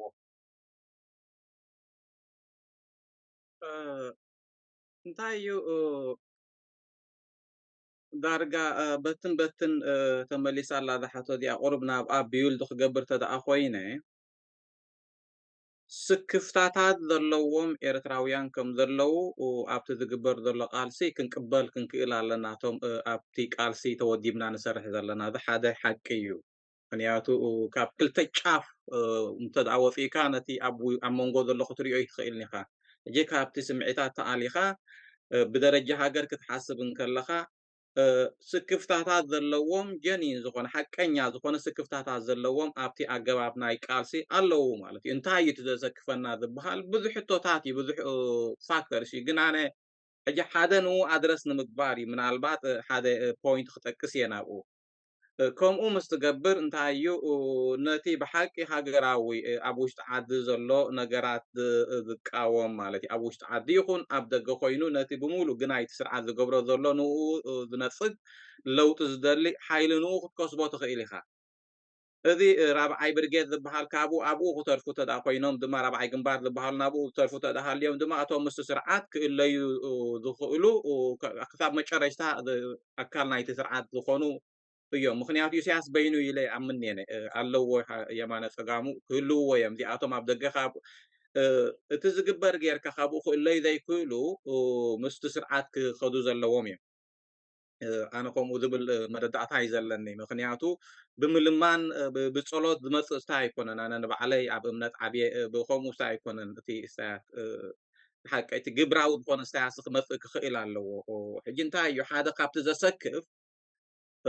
ብዙሕ ግዜ እውን መፅናዕቲ ዘድልዮ ናይ ክእላታት ኤርትራ ብቀደም ዝገዝኣታ ዓባይ ጎረቤት ሃገር እያ ምስኣ ተጎርቢታ ትነብር እዚ ድማ እቲ ኣብ ውሽጢ ዓዲ ዘሎ ይኹን ኣብ ደገ ዘሎ ይኹን ስክፍታታት ኣሎ ንኩሉ ምስ ዓብይ ጎረቤት ንቀደም ኮሎናይዝ ዝገብረካ ዝነበረ ሓይሊ መንግስቲ ኣብ ውሽጡ ዘለው ኣካላት ፖለቲካዊ ውዳቤታት በሎም እቲ ፌደራል ጋቨርንመንት እዩ በሎ ዝግበር ዝኾነ ስተያት ብዓይነ ጥርጣራታት እዩ እሳይ ዝፅመት ማለት እዩ እቲ ስርዓት ድማ ነዚ ስታይ ይገብሮ እዩ እዚ ሓደ ዓበይ ብድኾናትና እዩ ብዙሕ ግዜ ሰንሲቲቭ እዩ ደፊርና ኣይንዛረበሉን ኮይኑ ስምዓኒ እቶም ኣብ ውሽጢ እቲ ስርዓት ዘለው ከም ምሕብእ ጥቀሙሉ ንኡ እቶም ኣብቲ ነቲ ስርዓት ንኽኣልይዎ ዘለዉ ድማ ተጠንቂቖም ኣይሕዝዎን ማለት እዩ ሕጂ እቲ ኩሉ ሽርክነታት ናታት ክገብረ ከሎ እቶም ዓበይቲ ተጋደልቲ ዝነበሩ እውን ዝብልዎ ወይ ሕጂ እውን ዘሎ ዝመስለኒ ኣነ ከም ናተይ ርእቶታት ንረብሓ ናቶም ክብሉ ዝፅጉዑ ሓይልታት ኣለው ኣብ ኢትዮጵያ ኢትዮጵያ ከዓኒ ሓደ ፋክት እዩ ከዓኒ ንኤርትራ ኮሎናይዝ ትገብራ ዝነበረት ሃገር እያ ሕልምታት ናታ እውን ኣብቲ እቶም ፖለቲካዊ ሓይልታት እውን ጠፍዩ ኢለይ ኣይኣምነ ማለት እዩ ሕጂ እንታይ እዩ ከመይ ጌርካ እቲ ናይቲ ቀደም ገዛኢ ዝነበረ ሃገር ማለት እዩ ኮሎናይዝ ዝገብረካ ዝነበረ ሃገር ናቱ ስታያት ኣብ ሓደ ስታይ ጌርካ ከም ሃገር ድማ ሃገራዊ ኮይንካ እቲ ቀዳምነታት ናትካ ሰሪዕካ ሽርክነታት ክግበር ተዳ ኮይኑ ምድግጋፋት ክግበር ተዳ ኮይኑ ከመይ ጌርካ ተኣልዮ እዚ ድማ እቲ ኣብ ቃልሲ ዘሎ ብሓቂ ዝተፀንዐ ንኩሉ ኣብ ሓደ ስታይ ግንባር ከምፅእ ዝኽእል ኣገባብ ኣተሓሓዛ ክትሓዝ ክኽእል ኣሎ እዚኣ እታ ስታይ ኮይኑ ስምዓኒ ነታ ዓባይ ክትፈላሊ ፀኒሓ ዘላ ነቲ ናይ ቃልሲ ስትራቴጂ እውን ስታይ ክገብር ፀኒሑ ዘሎ እዚኣ ክንፈትሓ እንተተኣኺልና ብዙሕ ስታይ ነቲ ስርዓት ከኣልዮ ዝደሊ ከተምጦ ኢኻ እቲ ውሑድ ድማ እቲ ሰብኣይን ንኡ ዝመስሉን እዮም ኣብቲ ስታይ ክተርፉ እዚ ሓደ እዩ እቲ ካልእ ተረዲእና ድዩ ወላ ከይተረዳእና ድዩ ዘይኮነ ምሻለልካ ውሑዳት ከቋስሉ ዝደልዩ ፕራይቬት ኢንዲቪዥዋልስ ኣፍልጦ እውን ዘይብሎም ሱቕ ኢልካ እቲ ብዙሕነት ናይ ኤርትራ ንኡ ክርዳእ ዘይክእል ቋንቋ ዘምፅኡ ስተያት ኣለው ናይ ሶሻል ሜድያ ሰባት ኣለው ማለት እዩ እዚ ኣብ ውሽጢ ዓዲ ዘሎ ኮይኑ ይስምዓንን እዩ ግን ኣብ ደገ ግን ከም ካልኦት ምሻልካ ዳያስፖሪክ ኮሚኒቲስ ዘርእይዎ ባህርያት ኣሎ ኮይኑ ይስምዓኒ ንኡ የውን ዝዕዘባ ነቲ ኦብዘርቭ ዝገብሮ እዚ እውን ምሻለልካ ክእለም ዝኽእል ግን ነዚ ክትኣልዮ ትኽእል ዲኻ ኣብ ደገ ኮይንካ ነዚኣቶምሲ መፂኦም ተዳ ጨሪሖም እቲ ሶሻል ሜድያ ኣብ ኢዶም ስለ ዘሎ እቲ ኢንተርነት ኣብ ኢዶም ስለ ዘሎ እቲ ቃልሲ ለውጢ ዝደሊ ቃልሲስ ብኦም ሳይ ክኸውን ኣለዎ ድዩ ብኦም ድዩ ምሻልካ ክፅዋዕ ዘለዎ እዚኣቶም ንመን እዮም ዝውክሉ ዝበሃል ሰያት ኣሎ ሓደ ግዜ ምሁራት ኢና ኢሎም ዝዛረቡ ኣለው ሓደ ግዜ ኣክቲቪስት ኢና ዝብሉ ኣለው ሓደ ግዜም ከም ጆርናሊስት ኮይኖም ዝመፁ ኣለው ነዚ ከምዚ ዓይነት ቁስልታት ናይቲ ሕብረተሰብ ዘይርድኡ ዘውፅዎ ዘረባታት ነዚ ክንኣልዮ ብዝተኸኣለ መጠን ክንኣልዮ እንተዘይኮንና ሚኒማይዝ ክንገብሮ ምስ ንኽእል ነቶም ኣብ ከምኡ ዝዋፈሩ ድማ ዝልለይሉ ኩነታት ክትፈጥር ምስ ትኽእል ኣይ ቲንክ እቲ ናትና ቃንዛ ምሻልካ ዝሓውየሉ ኩነታት ክመፅእ እዩ ዝመፁ እውን ኣብ ቀረባ ግዜ ኮይኑ እውን ይስምዓኒ ዘሪፍ ኣይ ቲንክ ታልሕቶታት ዳርጋ ኩለን ተላኺፍና የና ኣብ መጨረሻ ሓንቲ ከልዕላ ዝደሊ ምናልባሽ ምስ ኩሉ ዝበልኩሞ እዚ ናይ ሳይለንት ማጆሪቲ ናይ ኒውትራል ዝበሃል ኣሎ ናይ ገለ ተኣገዳሲ ግን ካብቲ ሳይለንት ማጆሪቲ እቲ ዝበዝሐ ተኣስቂጢ ዘሎ እቲ ምሁር ኣካል ዝበሃል እዩ ብናይ ብዘየገድስ ናቱ ዝኾነ ሓሳብ ከምፅእ ንከለዎ ናቱ ዝኾነ ኣንግል ክርኢ ዘለዎ ሼፕ ክገብሮ ዘለዎ ነዚ ዘሎ ምንቅስቃሳት ከዓ ማለት እዩ ሕጂ እንታይ እዩ ከበርክት ዘለዎ ሳይለንት ማጆሪቲ ዝበሃል እንታይ እዩ ከበርክት ዘለዎ በዚኣ ከምንታ ኣመስ ተስፋ ሕፅር ኣቢልካ ናባኻ ድሕሪ ዘርኢ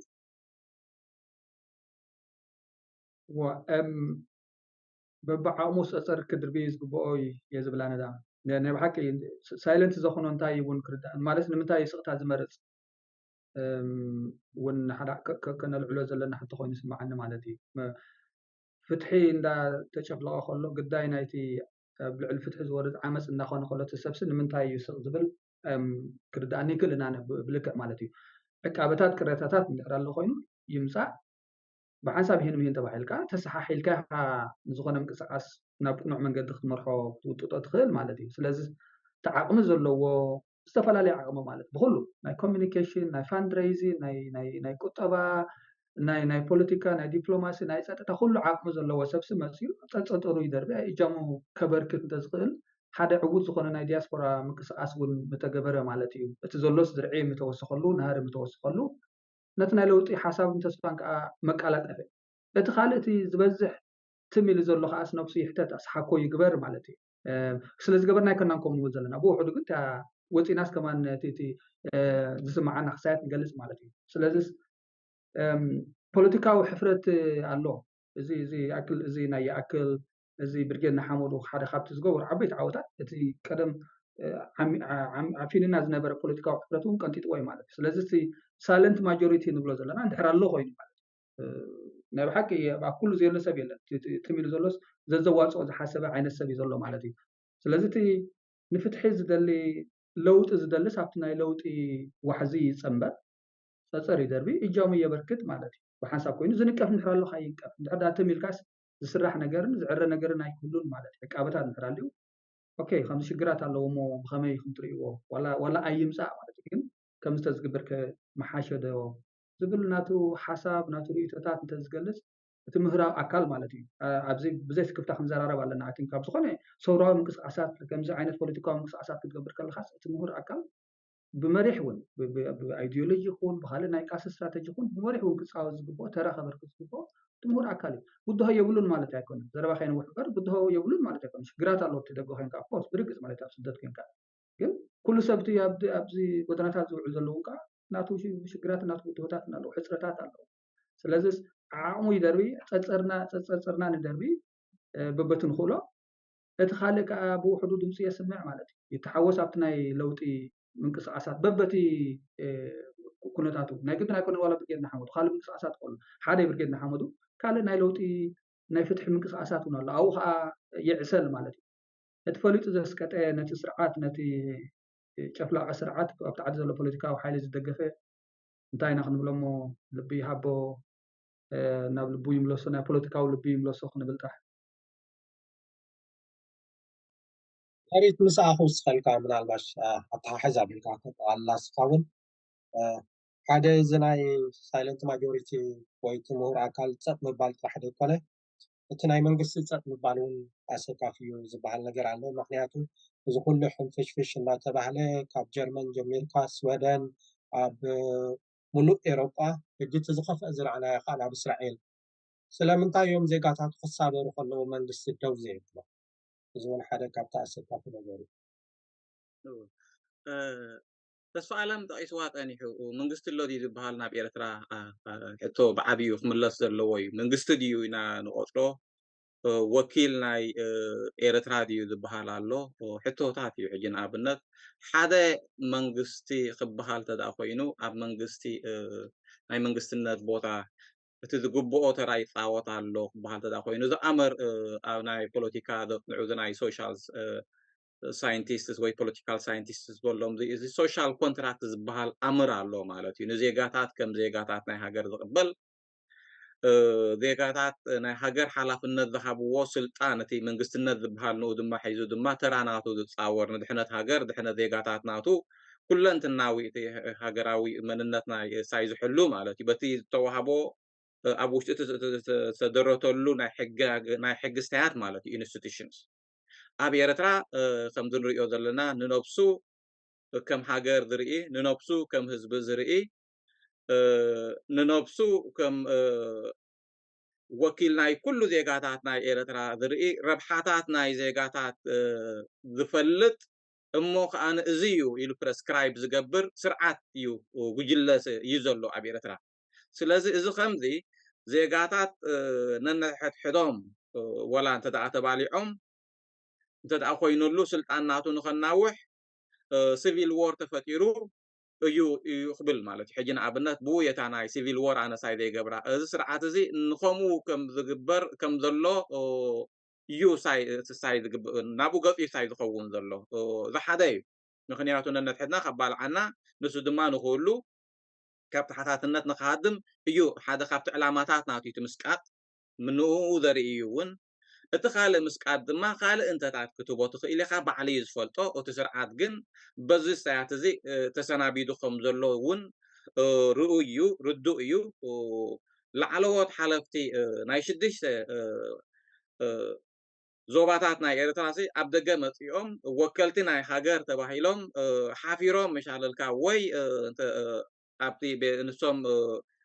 كلوا ذقبهم أتي ناي قدم زرخبوا ذنبرو خبري نخيرخبو وذي برجعنا حمودو زقبر ذنبر قالسي زرعان نايو أنت أتجيرو تدأخوينون تحابيهم أب هوتيلات سايجيرهم سمرسلو خناتاتي تفتيرو إذن داي زريا تمنقستو إنه بعلو تلاقيت ميسيناتو ننبسو لجيتيميشناتو كم ديغاتات تناي دغه دايو كزاربلو زخل داما نحنا لجيتيميشن زلو سرعات ايكونن كمو سلا زخونه دما اطبيقو دما حجي انقل قيلو مالتيو بزام تبعت دي اتوم ون نبعلو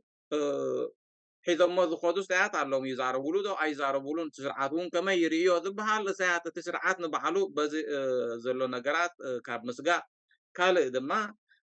تتنقلات حبرتسبنا نتحدو يبالع علو ناب ذبل قطو نخوصدنا ايو تمسكات ناتو اي قدسني نحنا ولا انت اتفاليسنا حدا خقر موكم سي خيا بدا حدا انبر اماني المانيام ذبلو دي اب امريكا زلو اب الجزيرة دي مامتيمو انتايلو تزاريبو ودي اتوم ستغاريوم يلو مالتي تغاريوم ديوم إرتراويان سخمد تحرارهم اللو خمد تافو اللو انتاي سمع كامس بلوتو دي اتوم سي كاب نوردرن إثيوبيا دموتو تغاريوم يلو ازي نايت منغستي ريتوي نايت منغستي نبلو زلنا بيرترا مالتي ناتو ريتوي انتاي مالتي نحادي إرتراوي تغراوا يخطبلو أنا تعميس نجارات حماقات علو وتعنبرتي عدي نقولنا تخون عدي نفتكر نزبلسي تغراوا يزبل انتاي كابيز مصاي إذا انتاي زريكا غوانوت يوم دقالسو خازلو سلازو تقالسو مالكا زي دق هاجريوم يزبل مشالالكي نسو يحجزن ابنتن ايتي سيفيل وور غطو نخوس دكا ننحد حدو ونسخومن نحنا نابزبل ناريتي بنخاتو ابو تحابيو نخنبر بزح غزي خمدي اتوم سرعتات دما دحرتين موضع ناتوم نز عينت بسلاتات زغديفهم الكام تخود بو يا دما اذم مس برجيتنا حمودو زغاچو زلو انت دا خليهم وحدات تسرعات ذتاللوم يوم ازي قال سزي لوطي ناب إرترا ديمقراسي ناب إرترا كبر ناب إرترا بجيغاتات نخملس زدل أمبر أنطار إرترا يكونن إرتراوي دما غوانا يكونن أحد غزي حليف كام شاللكا ذين دولي قانقاتات كمصو خيلي تدفع عالم غليطو إذا دما مشالكا أبوش توخينكا خن عريو خن حجزو خن آليو ذلناي يو سلازي منغستي يلن أتي ناي منغستنا سرح دما خسرح زخيل يلن عبي إرترا والقسبن بجلن يم هو كان زاري زبالكا مغنيات عسر كافي زي زنبرا ناي برجينا حمدوس المنقسون أربع حيلة عملنا مغنيات تناتو زنبرا نيش تاي كريديبيليتي ناب تحتي أوريدو كساب بعلو دزورو بعلو زماء كلو كساب زنبرا خا فابت السابروس لبزبن نحنتا تسيبالات يترف تزبل كترفو مقالة مثلاني جن أي جبرون تسفى علم ناي مجرشة توسخو نجر نحرال لكا من الباش إمباكت ويتوس الوانا برجينا حمدون نمتصائر أبيلكا عن تويتن كفاها كما كل علوه سبب كندي بدقة خوينو زحمي زبل أو اشتاعتيو كما كل وقت تنالو بتقالتي مهوري زبل تعلنيلو أب سوشال ميديا ديو أب جاليريو أب كومنتري فتح بدوعل بس كما كل تصبغي من الباش تجلا ونسك فتات سميعها جينا حمدون من بالصابر دلون عصلت هاجر مسمطت ويت منግስት مستقيرت صباحون أبسمراون كسابريو زبل نجارات الله كم ناي مجرشة جركا زيا ودايا بزيا مسلمين ويحكينا لنا تبغيركا سامراي سلاز غبركا متغمون يادلن اسمرا حجي سلاز سابر زلس اسمرا مساتو ون كسابر يزبل حتو سنكوف زغونه تعزب تخوين يسمعنا انا مالتي نمنتاي حدا ابز سابر ايكونن زلو برغز كنتنك علنا ولا نحنا بخمي فريم نغبرو مالتي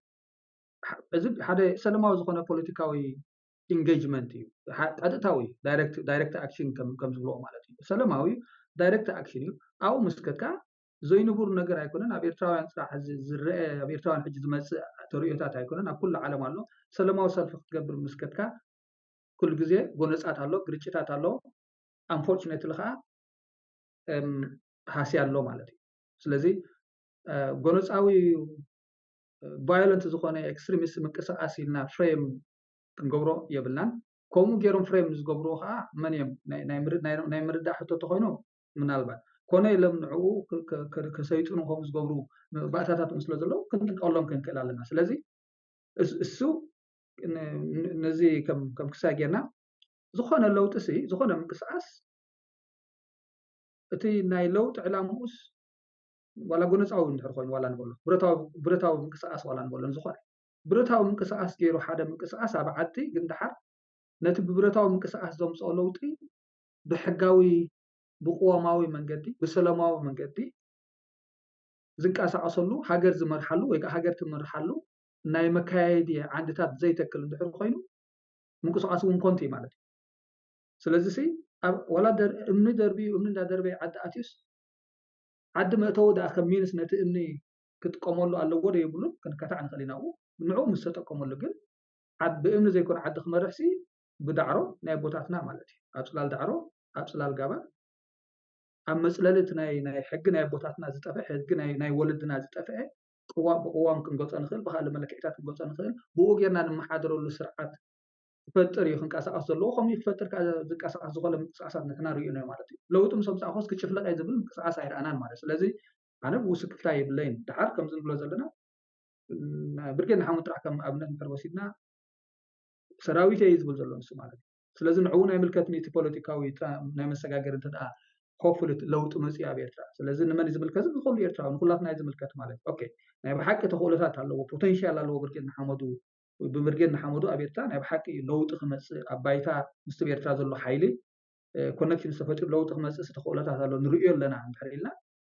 እዚኦም ንብሎም ፅናሕና ኣካል ናይ ኤርትራ እቶም ፖለቲካዊ ብስለት ፖለቲካዊ ተመክሮ ዘለዎም ዓበይቲ ኣሕዋትና ሓትና የታትና ቦታትና ተራ ኣለዎም ማለት እዩ እቲ እምንሲ ናብ ኣውሊዕን ናብ ሕግን ክቅየር ማለት እዩ በዚኣ ኢን ፕሪንሲፕል ታ ዳዕሮ ስለ ድሰዓነዩ ኣብ ከምዚ ደረጃ በፂሒ ዘሎ ፍቅሪ እምንን ናፍቆት እምንን ኣይኮነን ኢና ንብል ዘለና ከም መወዳእታ ጌርና ንርአያ መስለኒ ኣብ ልመፅእ ከዓኒ ምስ ካልእ ተወሳኺ ወይ ሓደሽቲ ነገራት ንራኸብ ማለት እዩ የቀኒየልና ሳሚ ሰሬት